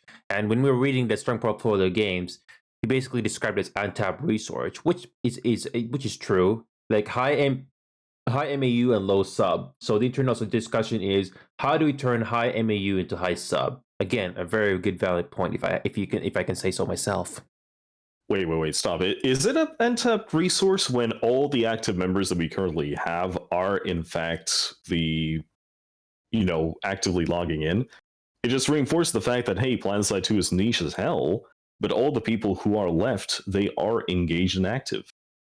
And they're willing to help, and most importantly, we're willing to get involved. I don't see a lot of it's the exact opposite of an untapped resource. Well, it's tapped as hell. And I don't. It's just the resource is very small. That's the problem. But we're trying to dig to the sides. We're trying to find new players to get into that resource. It's just that the resource itself is kind of small. Oh, Cactus Creep, welcome to the stream. Welcome. How you doing, Cactus Creep? Hey, if you're just tuning in, we're basically talking about the EG7 acquisition and what does this mean for the whole company and not just Planetside 2. We definitely talk about Planetside 2 though, but we can also tap on the other games as well. So Cactus, how you doing? Welcome. So he brought up basically brought up a very interesting question. Does anyone here know what benefits are offered in other games that is drawing so many more members? So EverQuest 2, and all these other games here. Do you happen to know if what's being offered that it seems to be drawing a bit more than Planetside 2? Anybody who wants to answer this one? I can tell a little bit about it, especially with EverQuest, and you'll notice that their monthly active users, most of them are seemingly members. And I think in terms of games like EverQuest, what you're really seeing there is the fact that, in games like that, membership is almost a necessity for certain things because of, whether it be farming or what have you. I had this explained to me once, but understand that I've never played the games, so I cannot explain exactly why it is. But there's needs in certain games in terms of whether it be farming or things of that nature that are either difficult or downright almost impossible with without a membership, dependent on the game, of course. Well, it's back down to the incentive because if you get the membership, you basically get some advantage that's going to help you in game. Again, the whole thing about free-to-play business model. And Agarthan, you just brought up another point there. So before I go to Agarthan's next chat comment, hope you guys are enjoying the show. Welcome. If you're new here, I hope you guys are enjoying the show. We're basically talking about the acquisition that EG7 did to Daybreak and all of their franchises. So if you're enjoying the show, feel free to drop a follow or drop a sub to me. It's completely up to you. I hope you guys are enjoying the show.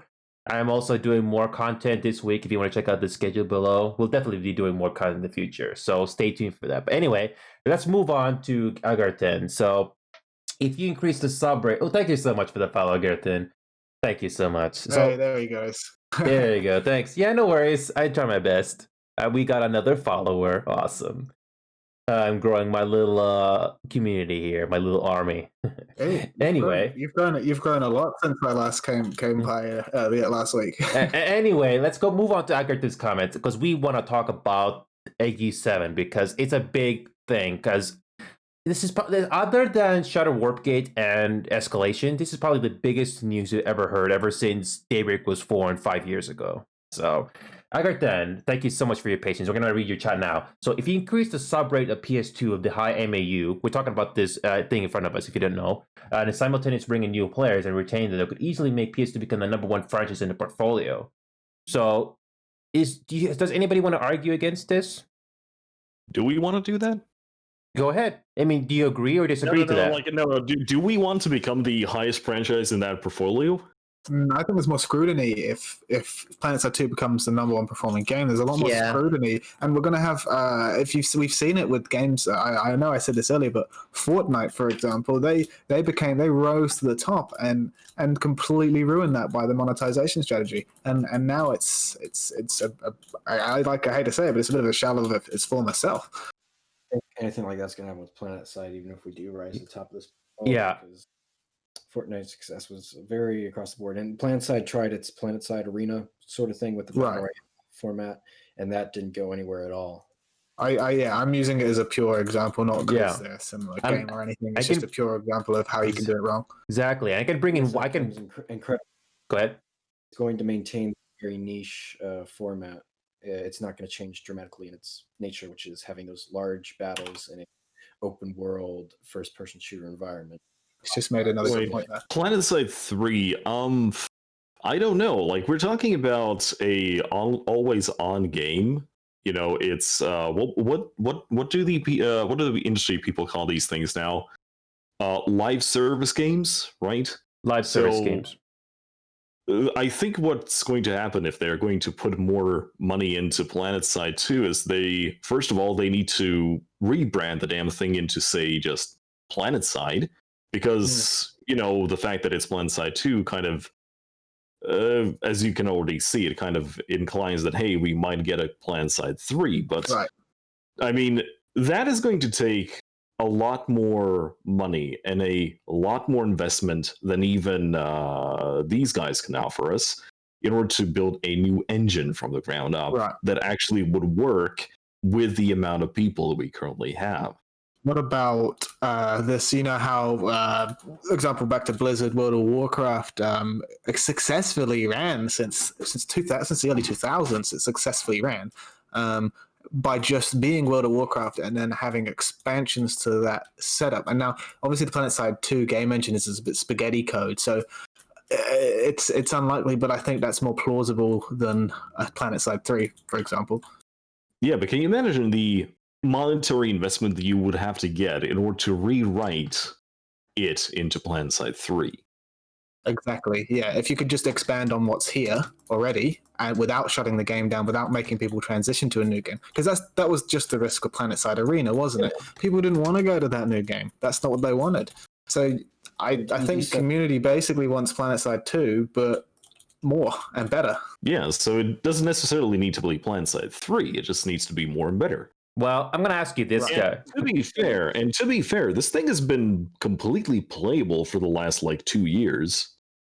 Even if it is a complete mess under the hood, but we don't care about the hood. We just like how the car looks and how the car handles as the end customer. I want to bring you an argument to you because Planetside 2, Planetside 3. So Among Us, for example, whether you play the game or not, would you rather have a sequel to that game or just improve the original game? Improve the original game. Don't reinvent the wheel, right? That's the whole. I'm a graphic designer by trade, and our big philosophy is don't reinvent the wheel. What's the point? If you've got something that's working, don't break it. McDonald's sell cheeseburgers. They're going to keep selling cheeseburgers. They're not going to stop that. But they're going to introduce new things to the buffet. But I know. Exactly. Those are two completely different games with two completely different, but scopes. The thing is, though, would you rather improve the original game engine, even though it's a big mess, or are you going to start from scratch and make a sequel? If I was oblivious to the amount of effort involved into porting all the current content towards a new game engine and all the new assets, updates, and everything else, if I was oblivious to the amount of resources needed for that, I would blindly tell you, yeah, sure, I want a Planetside 3, right? But I'm a little bit more, knowledgeable than that. I know that it's not going to work that way.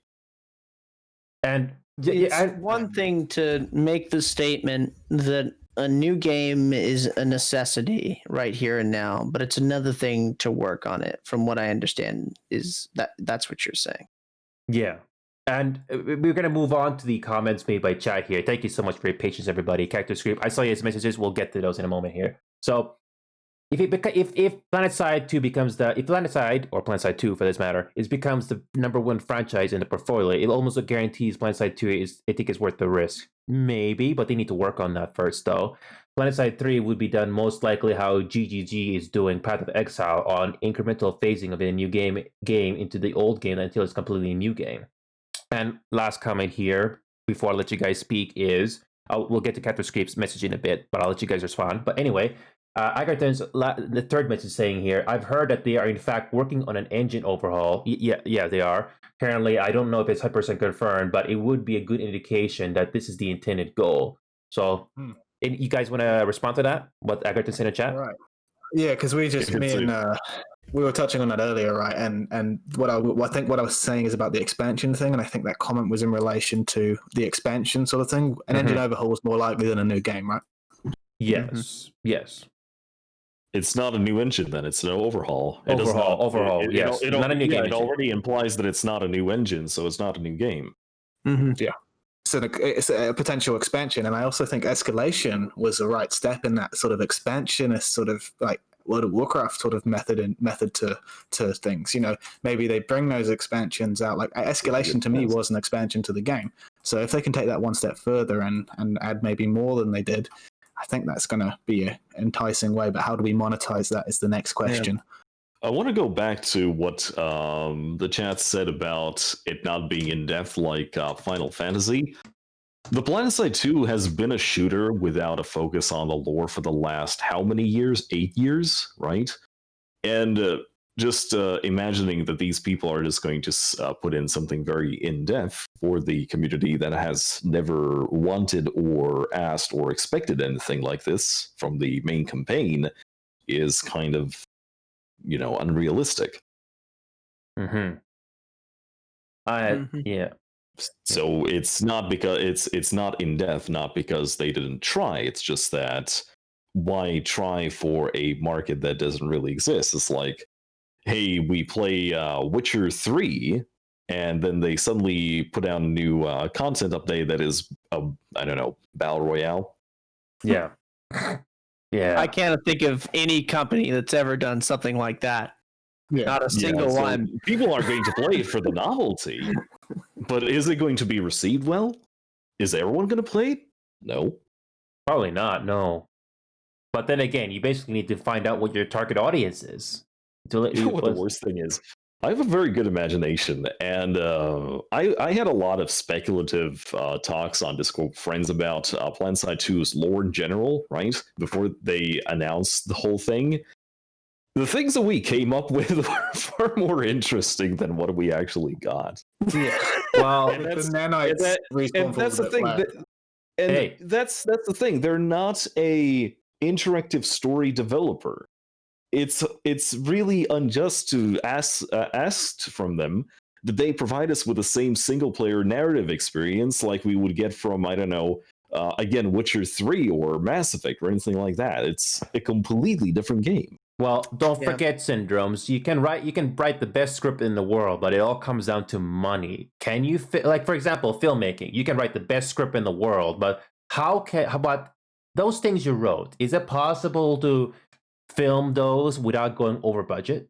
Again, it sounds good ideas in theory, but is it something that will fit the budget? I mean, if it relies on visual, where the budget actually goes into, then of course. But hey, you can even release a film script. If it's amazing, it's going to be a hit, even if it's just a freaking book, right?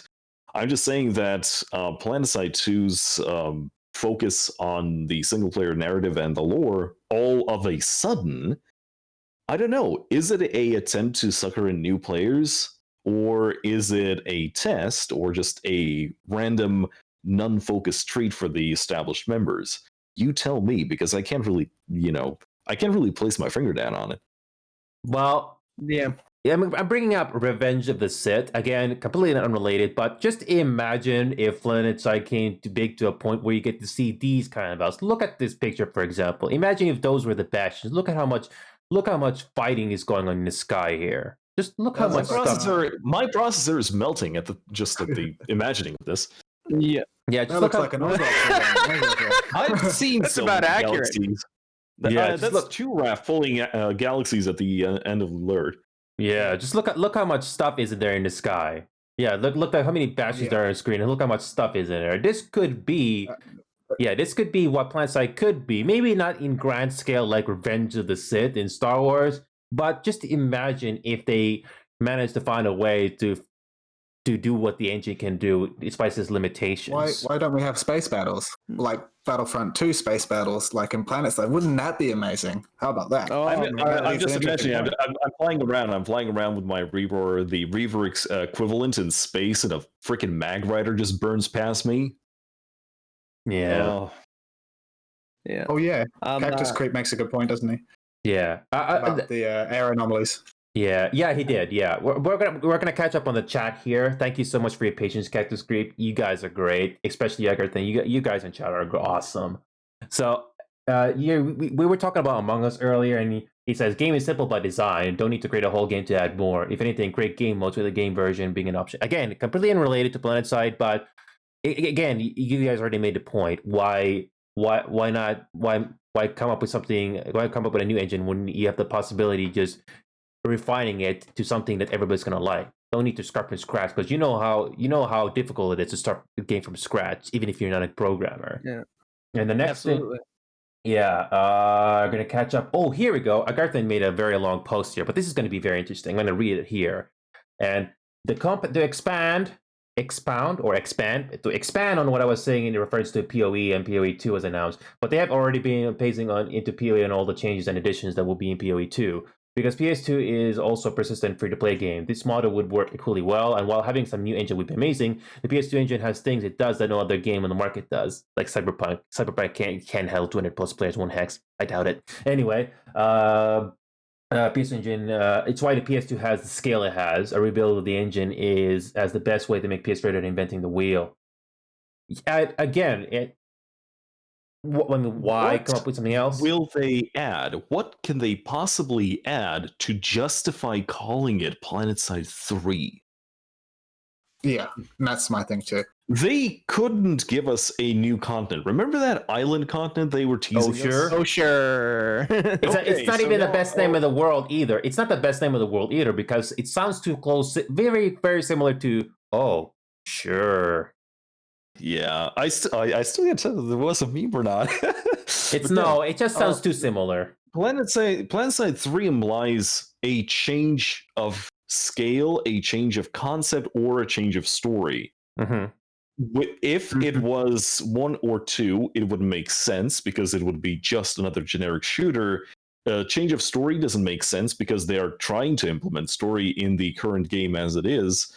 But again, in the end of things, you usually do a massive change to the game engine that it justifies a new game only if there is something you physically cannot.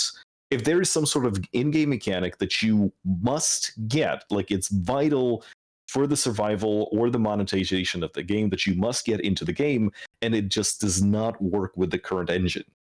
Otherwise, again, you're trying to put in money into the game, and effort, money in terms of development time, in order to make back money. Mm-hmm. You don't do it just for the fun of it, and you don't even do it just for your player base. If Trying to optimize the game. if they're gonna make Planetside 3, they better make something out of Revenge of the Sith opening scene like this one here. They better make that. Look how many bastions there are on screen. 1, 2, 3, 4. Yeah. Oh no, Timo is pulling their bastions on that. Yeah, look how many bastions there are on screen. Like 1, 2, 3, 4, 5. if this is the only thing they could possibly do to make Planetside 3 Could a you imagine thing. if we could have? Really do be like Imagine if we Oz get 5 of those on the map. Oh Yeah. no, Guys, yeah, that's this guys. weekend, isn't it? Yeah. Guys. Can I plug that? Ennio, do you mind if I plug that real quick? Plug what? Ozops is this weekend. It's our big multi-outfit event where we throw it for Australian time zones. What time is that? Yeah, we should invite you to cover it sometime. Actually, What time is that? Cover that content. Ozops is going to be this Saturday at 9 p.m. Eastern Standard Time, or Sunday at 2 p.m. Australian Eastern Standard if you're in Australia. Just thought I'd throw that out there. Big battles like you see on that screen. You can probably message me that later though, because our main focus right now is to talk about that. But I definitely appreciate the shout out though. So guys, I just shameless plug. Yeah, I'm gonna catch up on chat finally. So if Cactus Creep and Nagarton, if you two are still watching right now, I appreciate your patience. We're finally getting into the comments here. So everybody, I appreciate chat because they really bring something to the table. It's like Santa Claus, except that it's not presents. It's valuable messages, if you want to call it that. So valuable information. Yeah. Anyway, milk and cookies. Shh. Anyway, the Cactus Creep is now saying they tried to do those things with air anomalies, but it fell through. Yeah, it's an interesting idea to have aircraft free, but then people kind of lost interest over time because there's if you remember air anomalies, they basically you go to this part of the map. You get some points or something, kind of like alerts. It doesn't last as long though, but over time there was no incentive to do that. Plus, Cactus Creep is saying, that's about it. There was no big incentive to do air anomalies. I think you all remember that. I disagree. Yeah. I like them when they're still thinking, especially because they were very friendly towards news players, because it was a very easy way to get basic implants, because you always get a basic implant pack if your faction was victorious, which now that they're not a thing anymore, implants in general is very hard to do. If you're a brand new player, you pretty much have to buy them yourselves because you don't get them for free for anything anymore. There's still some interest in aerial anomalies. There's some larger aero battles being generated. I especially missed the maximum pressure alerts because it was very fun to be everyone pulling maxes. It also made the archer quite useful because you would be guaranteed to always be coming across maxes of some variety. I have yet to go ahead. The aerial anomaly failed in the way that it wasn't a direct contribution to the ongoing fight. It would have worked if during the anomaly, 20 minutes, all base capping points were locked so that all of the population could actually go and participate in this event. Because the problem is, depending on why you're currently logged in, either you are playing for playing's sake or you're playing for the continent. And we have a lot of outfits who do play for the map. They play for the continent. And for them, these anomalies were terrible because all of the pop, or at least a large amount of pop, suddenly disappeared off the map in terms of reinforcements. Mm-hmm. What I did like it was way too disrupted to the quote meta of the game flow. If they would actually temporarily disable the bases themselves, may allow people to just use it as a chance to unwind and relax, then yes, sure, why not? Right. But in the way that they did present it until then, even the Max Crash event, the Max event, it was still it was something you could do while playing the map. You were taking bases, you could pull a max for free. That actually contributed to the things and made as you already said, made C4 fairies like me very, very happy. But at the same time, the air anomaly event, it was just poorly executed. Right. They could have programmed it where they disabled any spawns for vehicles on the ground, but then again, I'm not too sure if they're willing to program that in. But then again, if air anomalies featured this from Revenge of the Sith, everybody would do it. Everyone would. I mean, if you could force all the players into it. He did make an interesting point about the bases being locked as well as disrupting the flow of the game and giving you a chance to relax. And as a platoon leader, common platoon leader, you're platoon leading for hours at a time. And honestly, somewhere where you can just if you could just have something where you could send the platoon into a big airball and just fight for 20 minutes, galaxies. That'd be great. I could go Yeah. use the bathroom and have a break. Yeah. Absolutely, and I do want to say that like for Asti, it's very much a point holding game. We very much play the meta, pushing points, fighting when we're doing our ops nights. But I got to be honest with you, the most enjoyable and amazing part of this game is the part where you're fighting in a place you've never fought before.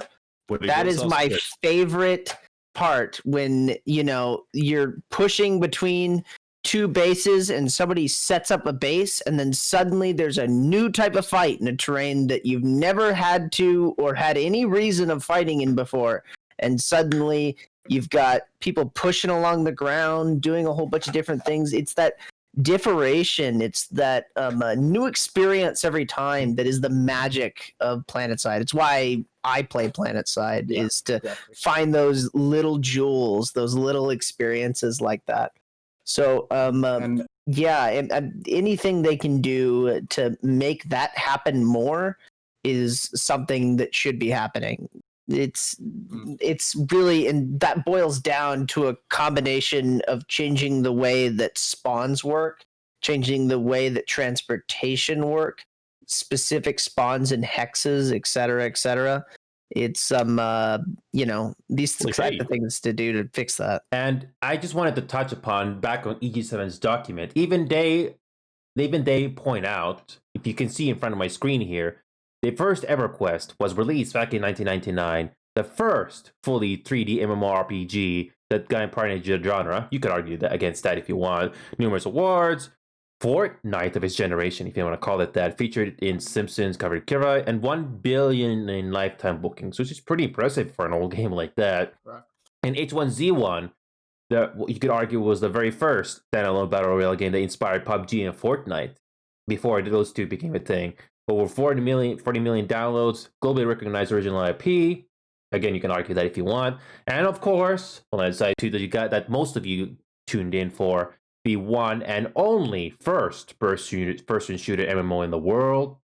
Numerous awards, best shooter, best free-to-play, best PC exclusive GameSpy, rest in peace GameSpy, and Guinness World Record for most players in a single battle, with 1,158 players in a single session. Again, that's the main thing that stands out. Even EG7 is basically pointing out that these IPs stand out in a way, especially if you played these other ones before. Cool. I just want to chime in quickly. I've got to go quickly. I've got to go and pick up my girlfriend from work and then cook dinner. It's right on 5 o'clock here. No worries, Zolfar. Before you go, do you want to quickly tell to the audience what you are? You want to do a little shout out? What was that? Yes. Thank you for having me. I also do a bit of streaming as well. So I also run platoons in an outfit called No Fear, and I occasionally stream that on my Twitch. So you can find that. I think it's down the bottom in recommended channels. But thanks for having me today. It was nice to meet you, Arrow and Syndromes, and Zephyr. I'll see you on Sunday. No worries, Zolfar. I also did a quick shout out for you in chat there. So that's his Twitch channel. If you guys want to check him out, I just figured that out recently. So that's his shit channel if you guys want to check that out. And thank you so much for being on the show, Zolfar. Glad to have you here. No, appreciate you having me.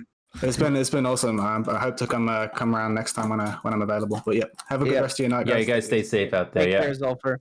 And I hate to chain pull out because I was literally about to say the same thing, but I gotta go cook dinner. I'm getting yelled at already. It's 6 a.m. for me, and I have to get ready for work. Oh, it's 8 o'clock already. I'm getting dirty looks coming through the door. I'm getting text messages. It's all bad. So I should probably get going as well. Before you go, Zephyr, do you want to do a quick shout out to the people who you are and all that stuff? This is your chance. Yeah, sure. I'm the outfit leader for a little group called ASTI Astartes. We love to run a lot of different things, from main ops to training to everything in between. We run with a group called TTA, the Terran Alliance, a good group of guys that want to help us improve the game, and we've been working together for quite a long time. CIK, Hammered, Merc, 53C, Unity, Bert, and no, that's it. Sorry. No, that's it. But good group of guys, all of them. thank you so much for allowing me in here. Thanks so much, Zephyr. You stay safe out there. Thank you so much for your time. Yeah, you guys have a good one. Yeah, Take thank care. you so much. Stay safe. Cheers, dude. Yeah. So Yep. so anyway, Era and Syndromes, we're gonna catch up on chat finally. So Agartha, thank you so much for being patient out there. We're finally getting through the chat here. So again, going back to we got some time here, maybe another hour or half an hour. But anyway, I want to talk about the issues with the game. Hopefully, EG7's resources are going to become useful here. But if EG7 or the devs are watching us right now, we are basically giving you guys feedback once again. I know there's Reddit, but I'm also giving you guys the advice here in live chat if you guys are paying attention to us right now. Heck, you're also more than welcome to join the conversation here if you guys want to. It's completely up to you. It's fine. Anyway, so Syndromes, do you fly much in the game? Sorry, what? Do you fly aircraft ESS in the game very much?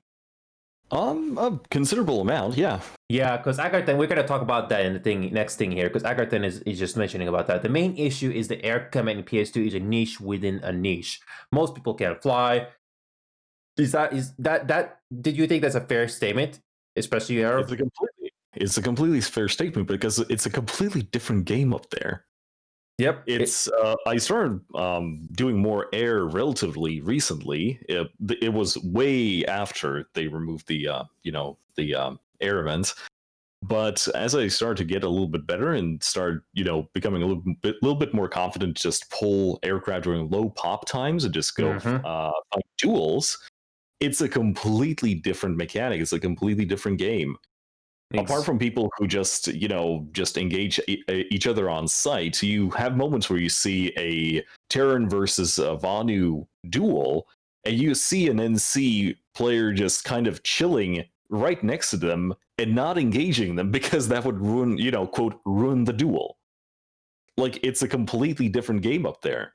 Of course, it depends on, the individual and depends on how busy the server is, but it's kind of like a side of Planetside that I haven't experienced it in my years of playing it. So hey, if you have never, if you are a player and you're watching this and you don't care about air, give it a chance because it's a bit of a twist on the established formula. Yeah, flying controls in this game, like you said, it's a niche. It's not as simple as to get into, kind of like the GTA games, where it can be a bit more arcade-ish and simple for any person to come into. It's a bit of a learning curve there. In its entirety, unfortunately. Yeah, I don't think... To be fair, the whole game is. Say again? To be fair, the whole game is. Oh, yes, absolutely. So let's catch up on chat here. Thank you so much for waiting.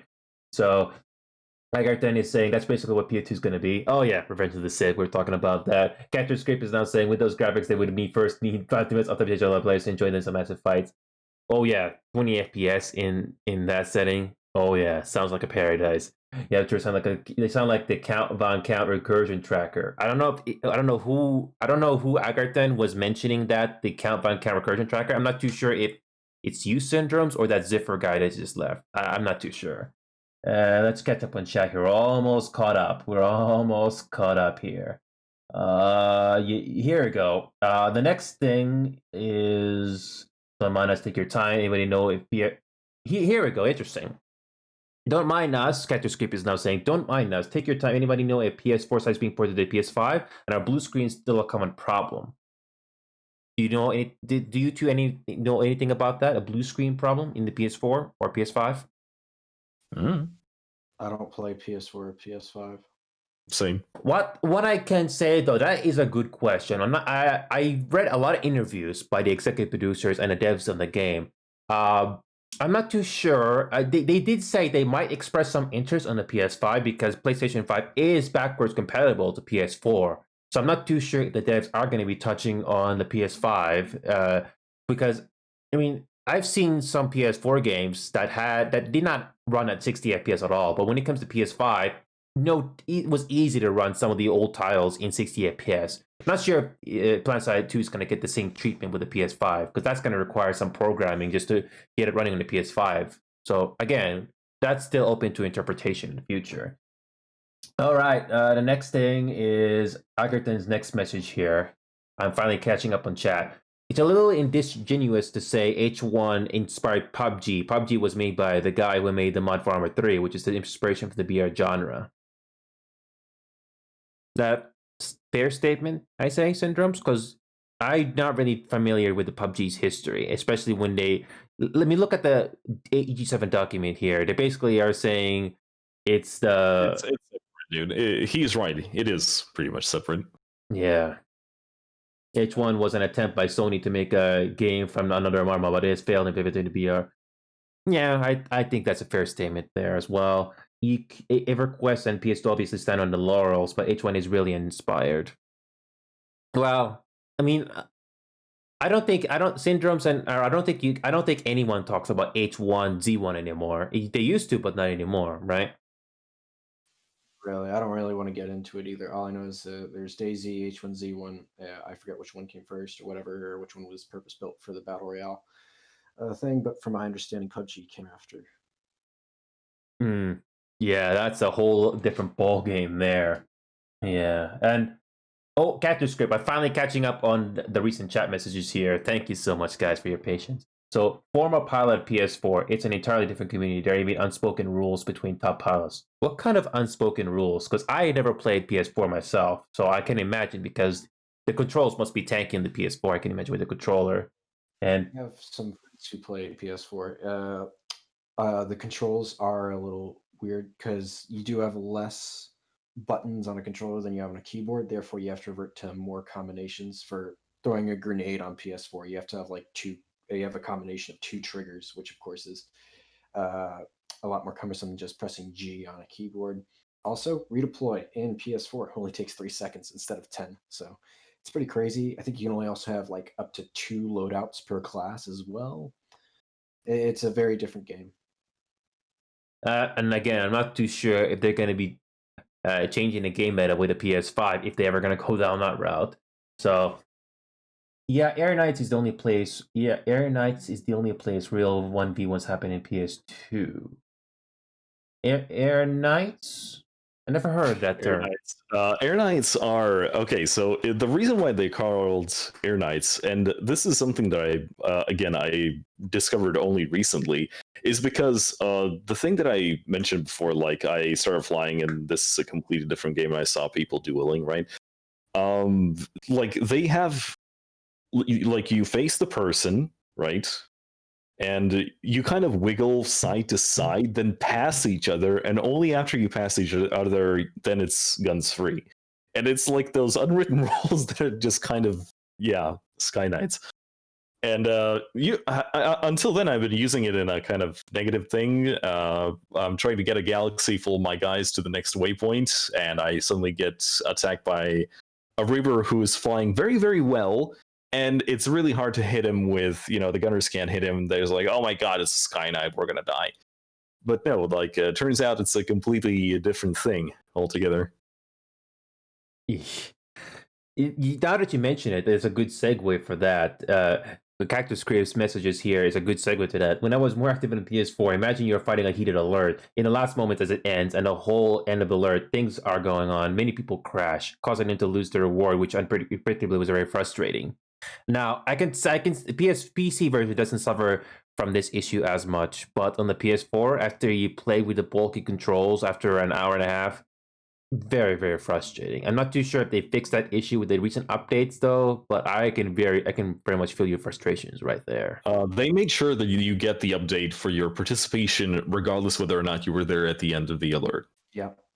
One particular instance I can remember is one time before Shadow Warp Gate, there was. Sorry to interrupt, Eric. Can you be a bit closer to your mic? For Shadow Warp Gate, there was an instance I remember during our ops. We were about to win the alert, and then there was a DDoS, whatever. Everyone like disconnected.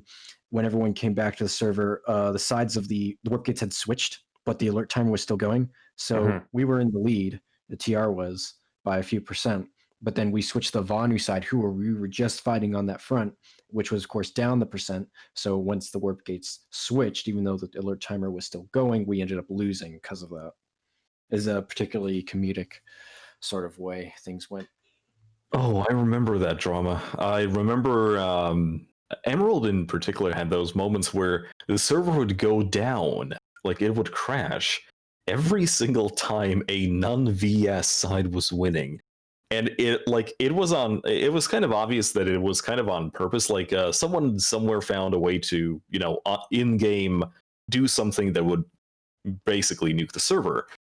And I'm pretty sure they would, Vanu are already getting a bad rep because they're the scapegoats, right? And they I think it was like a completely third party doing this just to rile people up. It was amazing. Well, it's very easy to crash Amazingly server. annoying. All I have to do is go into my outfit lists and load the offlines, and then watch the house attack that way. Yeah. Catching up with chat once again. Thank you so much for your patience. If you guys are tuning in, we're basically talking about the EG7 acquisition of Daybreak. Acquisition when Daybreak got bought out by EG7. What does this mean for the company in the future? For the last 2 hours, we've been talking about it, but right now we're catching up with chat that's more or less related to what we're talking about EG7 here. So I hope you guys have a good time watching this show. Feel free to drop a follow or sub. Completely up to you. That would be so much appreciated if you like to do that. I'm doing my best to entertain you guys. So without further ado, we're gonna catch up on chat here. So Agarthan is now saying Daisy was a mod for Armor 3. Then someone attempted to make Daisy in its own game, and H1 and Daisy alone standalone came out roughly at the same time. Yeah, they patched the issue with crashing or leaving an alert. You get the rewards. That's a relief. And here we go, Cactus Creep. Again, thank you so much for that long message there. We're gonna go through it right now. So it's between all pilots. System didn't matter as far as the rules. 1, missiles are highly discouraged. Use nose guns. Fair. 2, you don't sneak attack. You make yourself known and challenge them to a duel. Fair. It's kind of like that Western Showdown or something. We basically, it's just the two of you and you focus on each other. That sort of a thing. 3, you do not attack immediately. Fly past them, and when you face them, then the fight starts. Okay, that's an interesting take. And 4, do not interrupt another duel. Expect both of them to turn on you if you jump in. Kind of like a Western shootout in those cowboy movies, kind of. Except that you're flying in the air and not on the ground. And 5, unless agreed to the death, a duel ends when one is fired to rematch quicker. And go ahead. The reason you don't use missiles is not because they're really against the rules. It's because if the optimal air-to-air loadout will be using nose guns, because the time to kill is dramatically faster than an air-to-air missile, because you have to time to lock on and then shoot the missiles, and that usually doesn't outright kill an ESF. Whereas if someone's just shooting you with a nose gun that entire time, you're going to die dramatically faster than you can get your missiles off. And I think you all know how we feel when it comes to lock odds. We're like, yeah,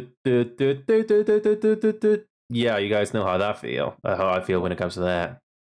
Well, I'm quite merciful. I use the striker, which has not much beeping. It just immediately hits you, so it's quicker and faster for you. Oh, I know. I like to load up my Galaxy with 11 of my buddies. We go to an NC/Vanu fight with all strikers and playing ourselves on top of the nearest mountain. No, that's awesome. I like the mountain south of Crossroads. It's why they are nicknamed Sky Knights. It's like a chivalry system. That's fair to say, Cactus. Definitely. Yeah. And Agarthan is just confirming what. Same way with training.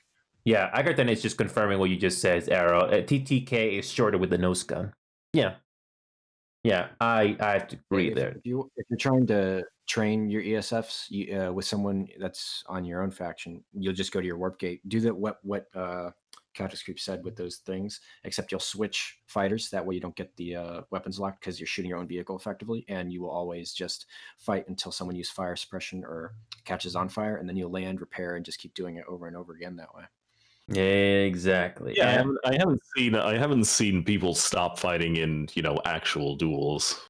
I haven't seen that in a lot. Well, usually if you're fighting with someone else, it is to the death. But for that training, I actually saw that going on the other day when I was mining cordium, and it's very interesting to watch. Yeah, when you hit suppress, you lose, basically. Well, unless you got this going on, there's no way you can tell. No way. No, of course not. We're talking about. I know. But it's the fact that you can do that. Large air sorties. that's the amazing part. That's one of the things I really love about Planetside 2. It goes from 0 to 100 and then back again. The fact that you can have that in that screenshot, huge airballs and duels to the death between chivalrous knights, that's Planetside. I love it.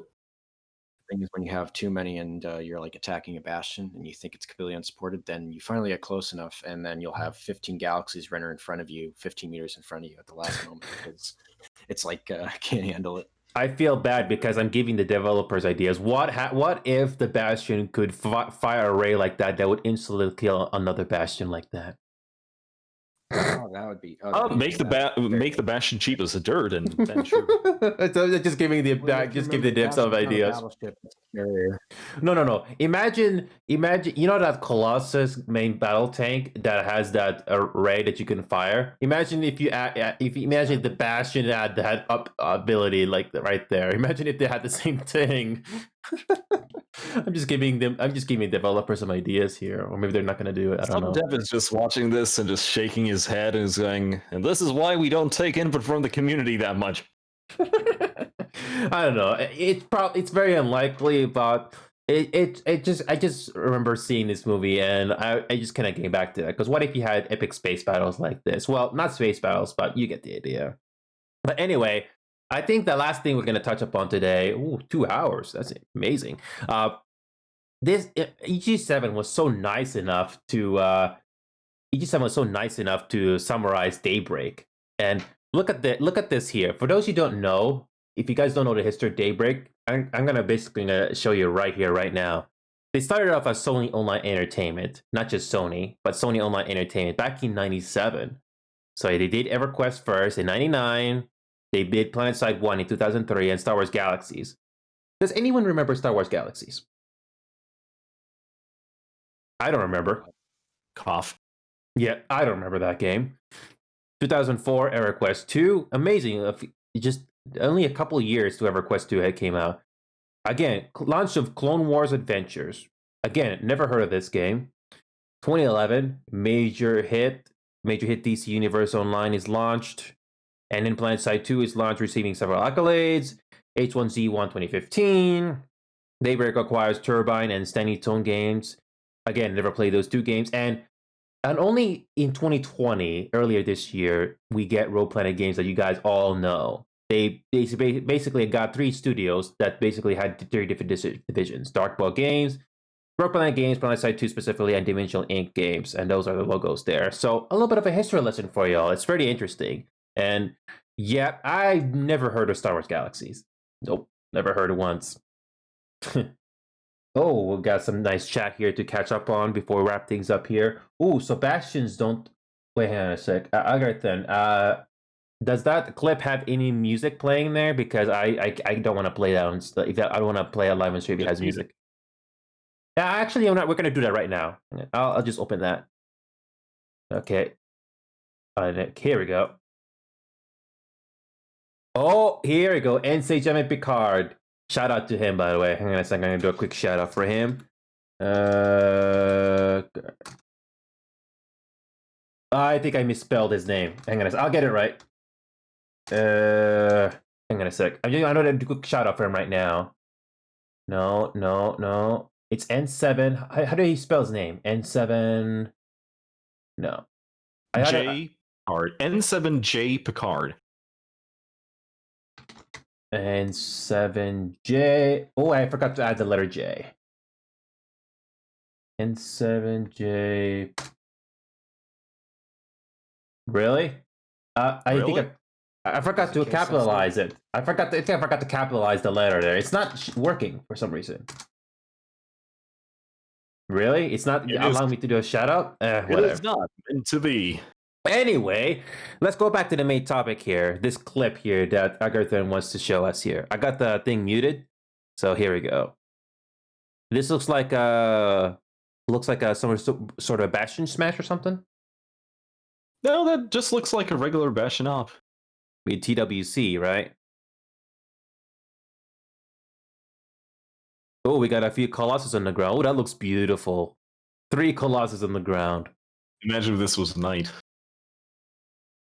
Oh, that looks beautiful.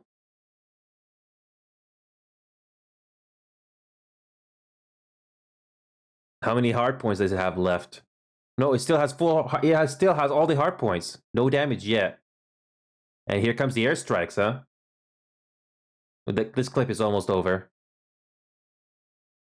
Oh, this looks beautiful. Imagine. It's really a shame that the meta way to destroy Colossus is just jump on top of it with anti-tank mines. Yeah. Because if not for that, like a huge amount of airstrikes without, the participants of said airstrike bailing out on top of it. Yeah, well, the biggest problem with Colossus is such a big target. Oh yeah, I mean, that's true. It's a glass cannon. One last clip I'm gonna play for you guys. And here, oh man, look at this. Look at the amount of Colossus look at the amount of Colossus are fighting against that Bastion. How many Colossus are there? Nice spandex. I'm counting at least 4 or 3 Colossus in the ground. It looks like that Bastion is about to be destroyed. Almost all the hard points. Like that thing. Oh yeah, look, they got 2 hard points left. They almost got it destroyed. Wow. Look at the amount of fire. That's a lot of firepower. And all those. You know what the sad thing is? The sad thing is, like, considering how far away you can see the Colossus. Yeah. Sorry. The and the look at that. carrier itself. And look at that. The Colossus got blown up. Yeah. No, not Colossus. Bastion. I keep mixing those two up. The Bastion, yeah, same. Yeah. No, like the Bastion render distance is amazingly far away. And the thing is, as long as you are an experienced player, as long as you know where those hardpoints are, you can solo a Bastion from a different postcode without them ever seeing you. I don't know. It can be hard to get those hard points with Bastion. You are, yeah, of course it is going to be because hard. the targeting only works about for No. You still get the hit markers. You get the hit markers, but you don't get the targeting. Of course, you don't need the targeting. If you have someone spawning for you, telling you, I know. Yeah, it's amazing. Like you can solo that thing. It's ridiculous.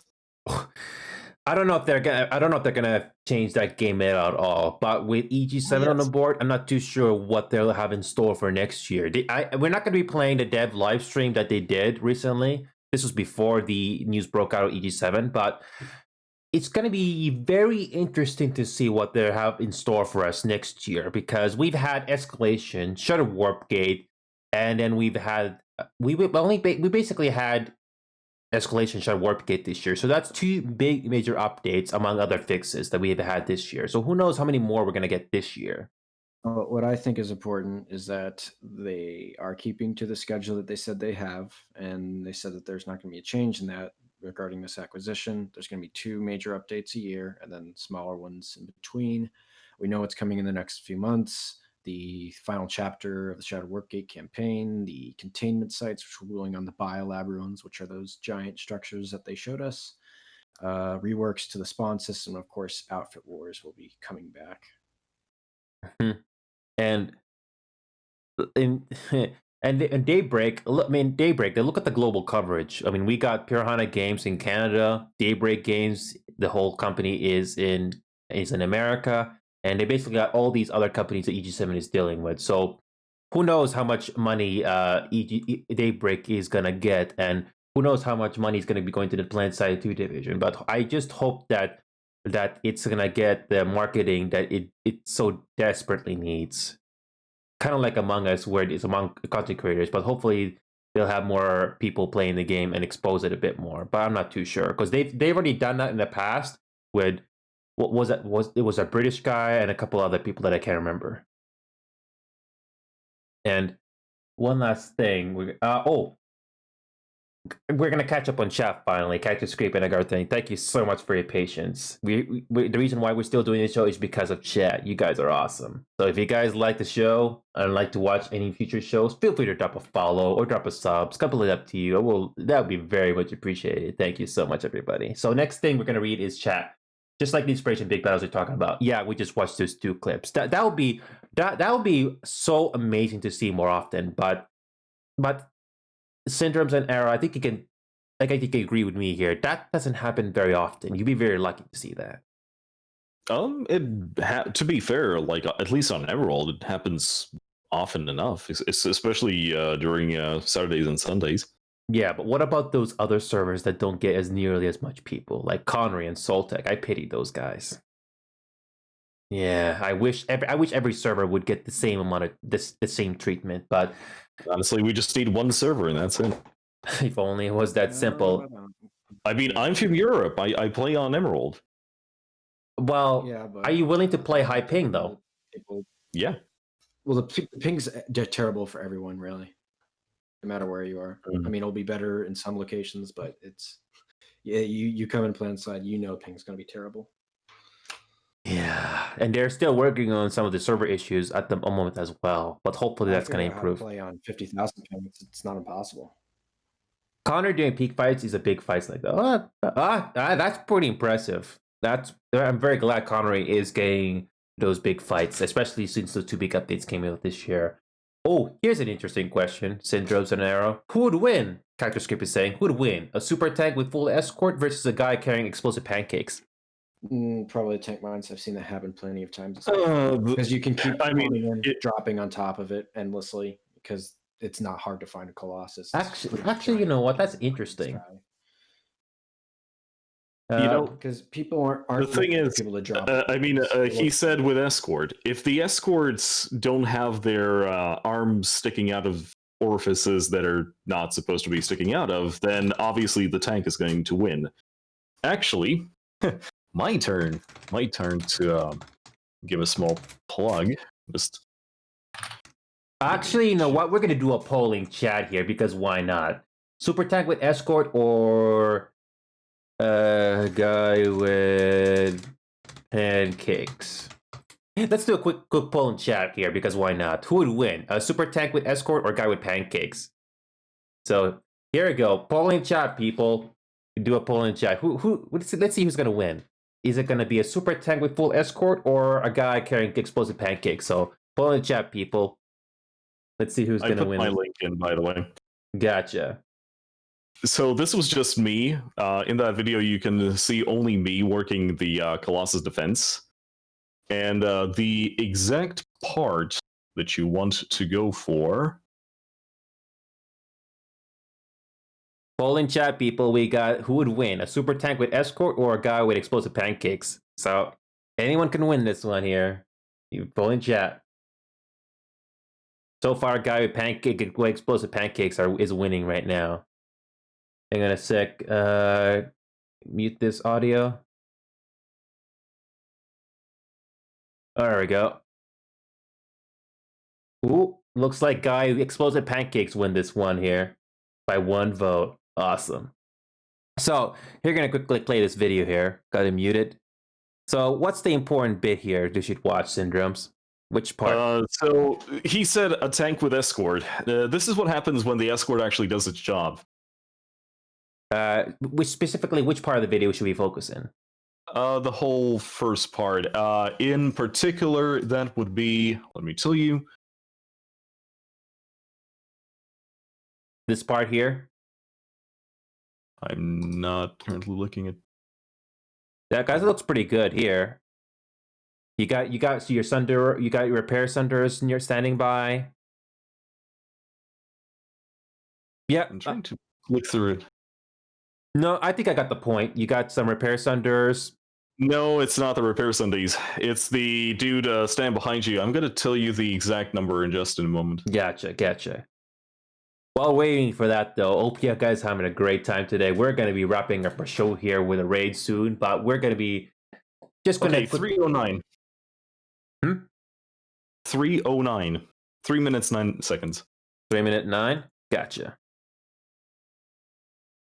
Should I freeze frame it somewhere? Oh, there you go. So you notice my bouncing buddies underneath the Colossus? Which Colossus? The one in front of us. That's definitely because that's where we're gonna put the tank mines. So yeah, that's definitely a good idea, especially all the Spitfires, because that lets you know when someone's around. Yeah, that's just when you get the full protection. Yeah, you know, I put the Spitfire in a way that it's just going to alert us. And if you guys can't see all the way in the map, you can see the mini map on what's going on. We got a couple of repair sunders, 2 Colossus, and some vehicles nearby. And Cactus Creep is also mentioning something in chat here. The worst case is a guy with a router gets behind a deployed Colossus and a platoon drops on it with C4. But that's true. Just out of nowhere, some people The just reason it works is because people aren't expecting people to airdrop on. Okay, go to 4 minutes 30 and just play the next 5 seconds or so. gotcha.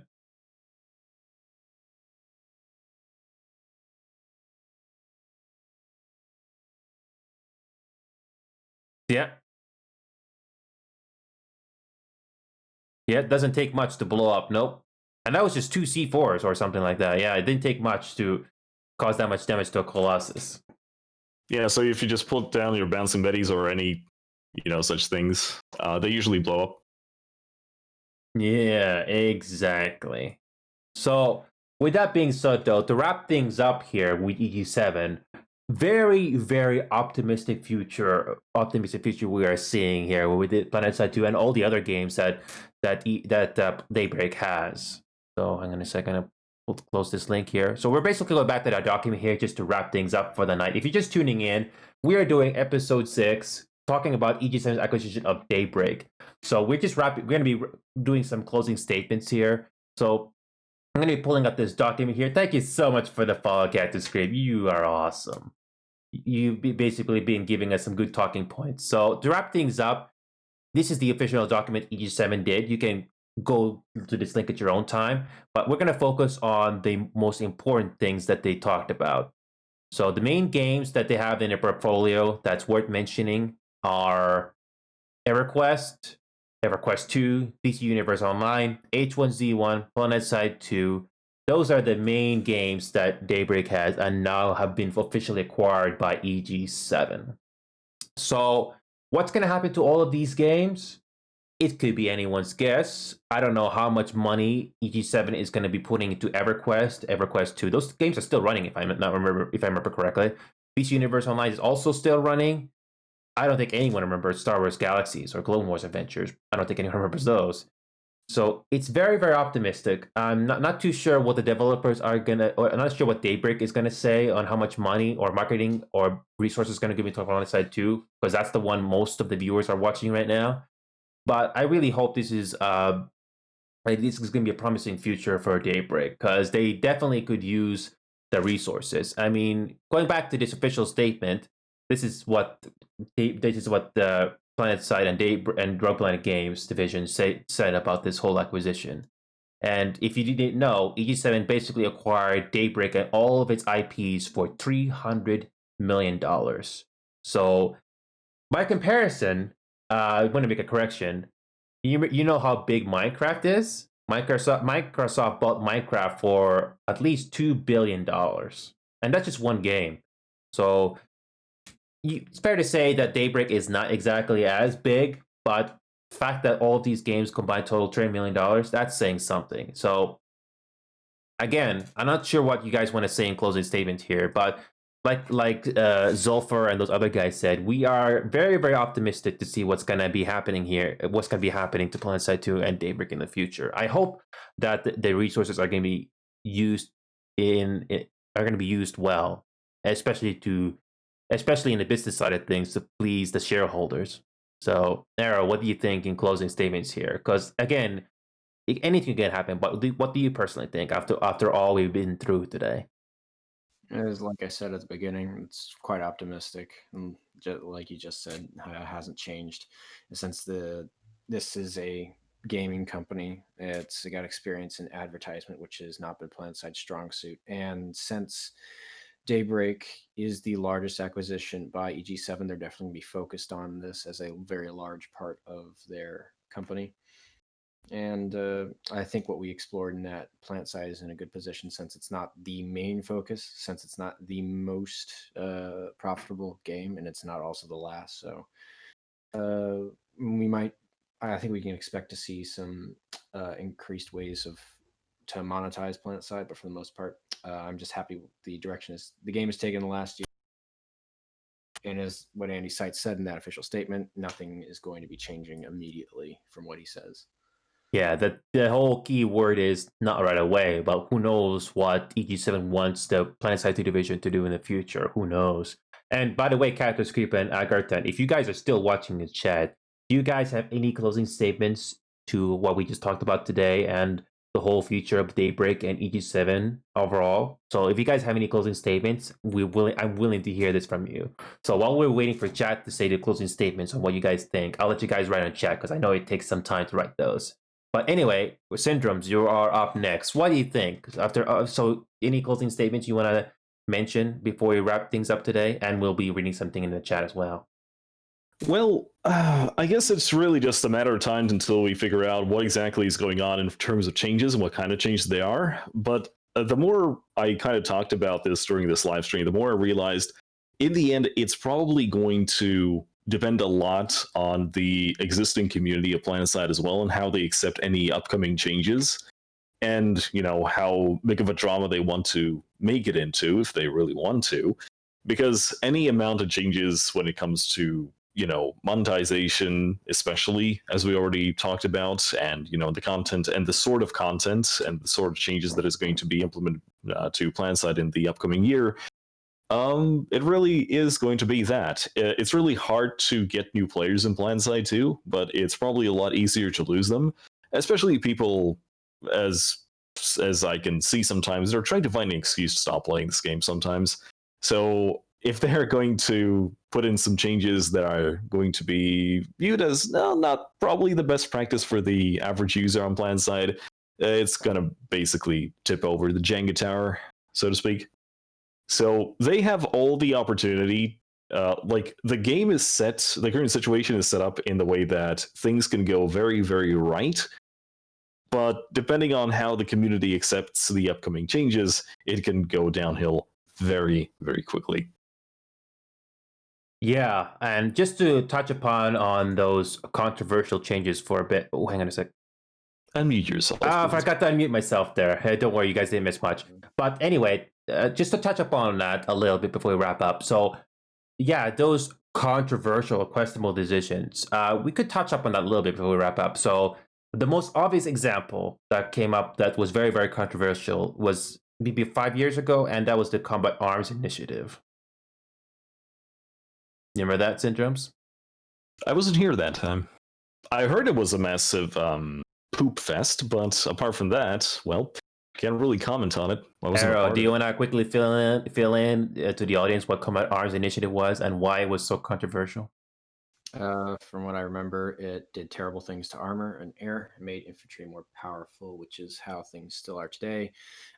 There's the joke that harassers are tanks with a no, tanks are just harassers with a speed nerf, because the drop on projectiles came so severe that you really couldn't engage at longer distances. That was so that armor was less powerful against infantry. They would have to engage at closer ranges, whereas heavy assaults and light assaults would be able to inflict more damage upon them. Of course, that's not exactly COI. Hi, Arrow. That's from my understanding. Yeah. Yeah. I really hope that I'm not too sure. I think the developers did mention about modifying this Combat Arms Initiative somewhat, but again, I'm not really too sure. We'll have to wait and see what next year has in store for though. So the problem is that there's so many moving parts. Then they change so much in the Combined Arms Initiative at once. They change something, two other things break, of course. It just overall there wasn't enough time put into it to like think of how it would affect the meta in the macro flow of battle and the micro flow of battle, which was also the spawn system changes, especially now that they're going to be looking at again, which will definitely have a massive effect on the macro flow of battle, depending on how they're going to redo it. If they're just going to change the way overpop works in hexes, they said they're going to change how instant action is affected, because instant action works very weirdly, and it looks like the storm on Esamir works on the same sort of principle. Yeah, principle. It like goes to weird fights sometimes. Sometimes it's spot on. Sometimes it goes to like fights move very fast the way like I operate.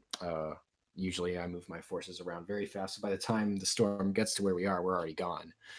And there'll just be storm at empty base. Yeah. Well, So I have actually a question for you. What will you say in terms of macro flow and how to implement more armor in the grand scheme of things? So imagine a situation where the points on a base are locked until you have a deployed Sunder in the hex. who are we asking? Arrow. That's certainly interesting. The fastest way, of course, to do things is never using armor, because armor Of is course. slow. Unless you're at the one lattice away, then it can be advantageous to just bring armor up because it's so close by. You can always anvil in Sunders and then deploy them, but that's just so that you can get on the point. I think it'd be stupid because you can't capture this point because there's this certain type of vehicle is not present. Yeah, it's too gamey, obviously. Yeah. If you wanting to make armor more effective, you look at continents like Ezimir, where you have lots of open ground for armor. They removed a lot of the walls from the bases in the Shadow Warpgate update. I remember when we did the Express Stop episode on that, we were very, very pessimistic on that. There it would just be Hesh galore. It didn't turn out to be that way. You're looking at something like a Shadow Warpgate where there's no points at all. Pretty much construction and armor was very important there. For the most part, though, armor is too slow, and in terms of actually capping bases, it's not useful. However, that brings to mind happening this Saturday is Logistics Smash, which is happening on Jaeger, where all air is banned and you can only have armor and infantry, and that's probably going to be a lot of fun. It's very interesting the way we're playing on coordinating that. Exactly. We were a bit too late to get onto that, so looking forward for that. Yeah, no worries. Shout out to those guys if you have the time to attend that event this upcoming Saturday. That would be December 12th, 2020. And what time is that again?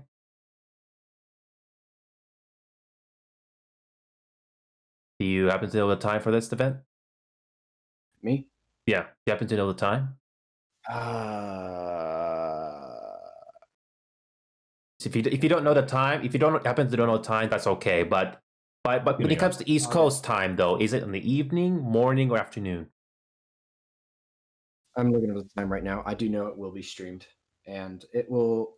As this is the first time it's being done, so it might happen again in the future. It's like Lane Smash, except in Gotcha. Because there's only one lattice on the continent. Where it's going to be on Haas, and it's going to be on the lattice between one of the tech plants and.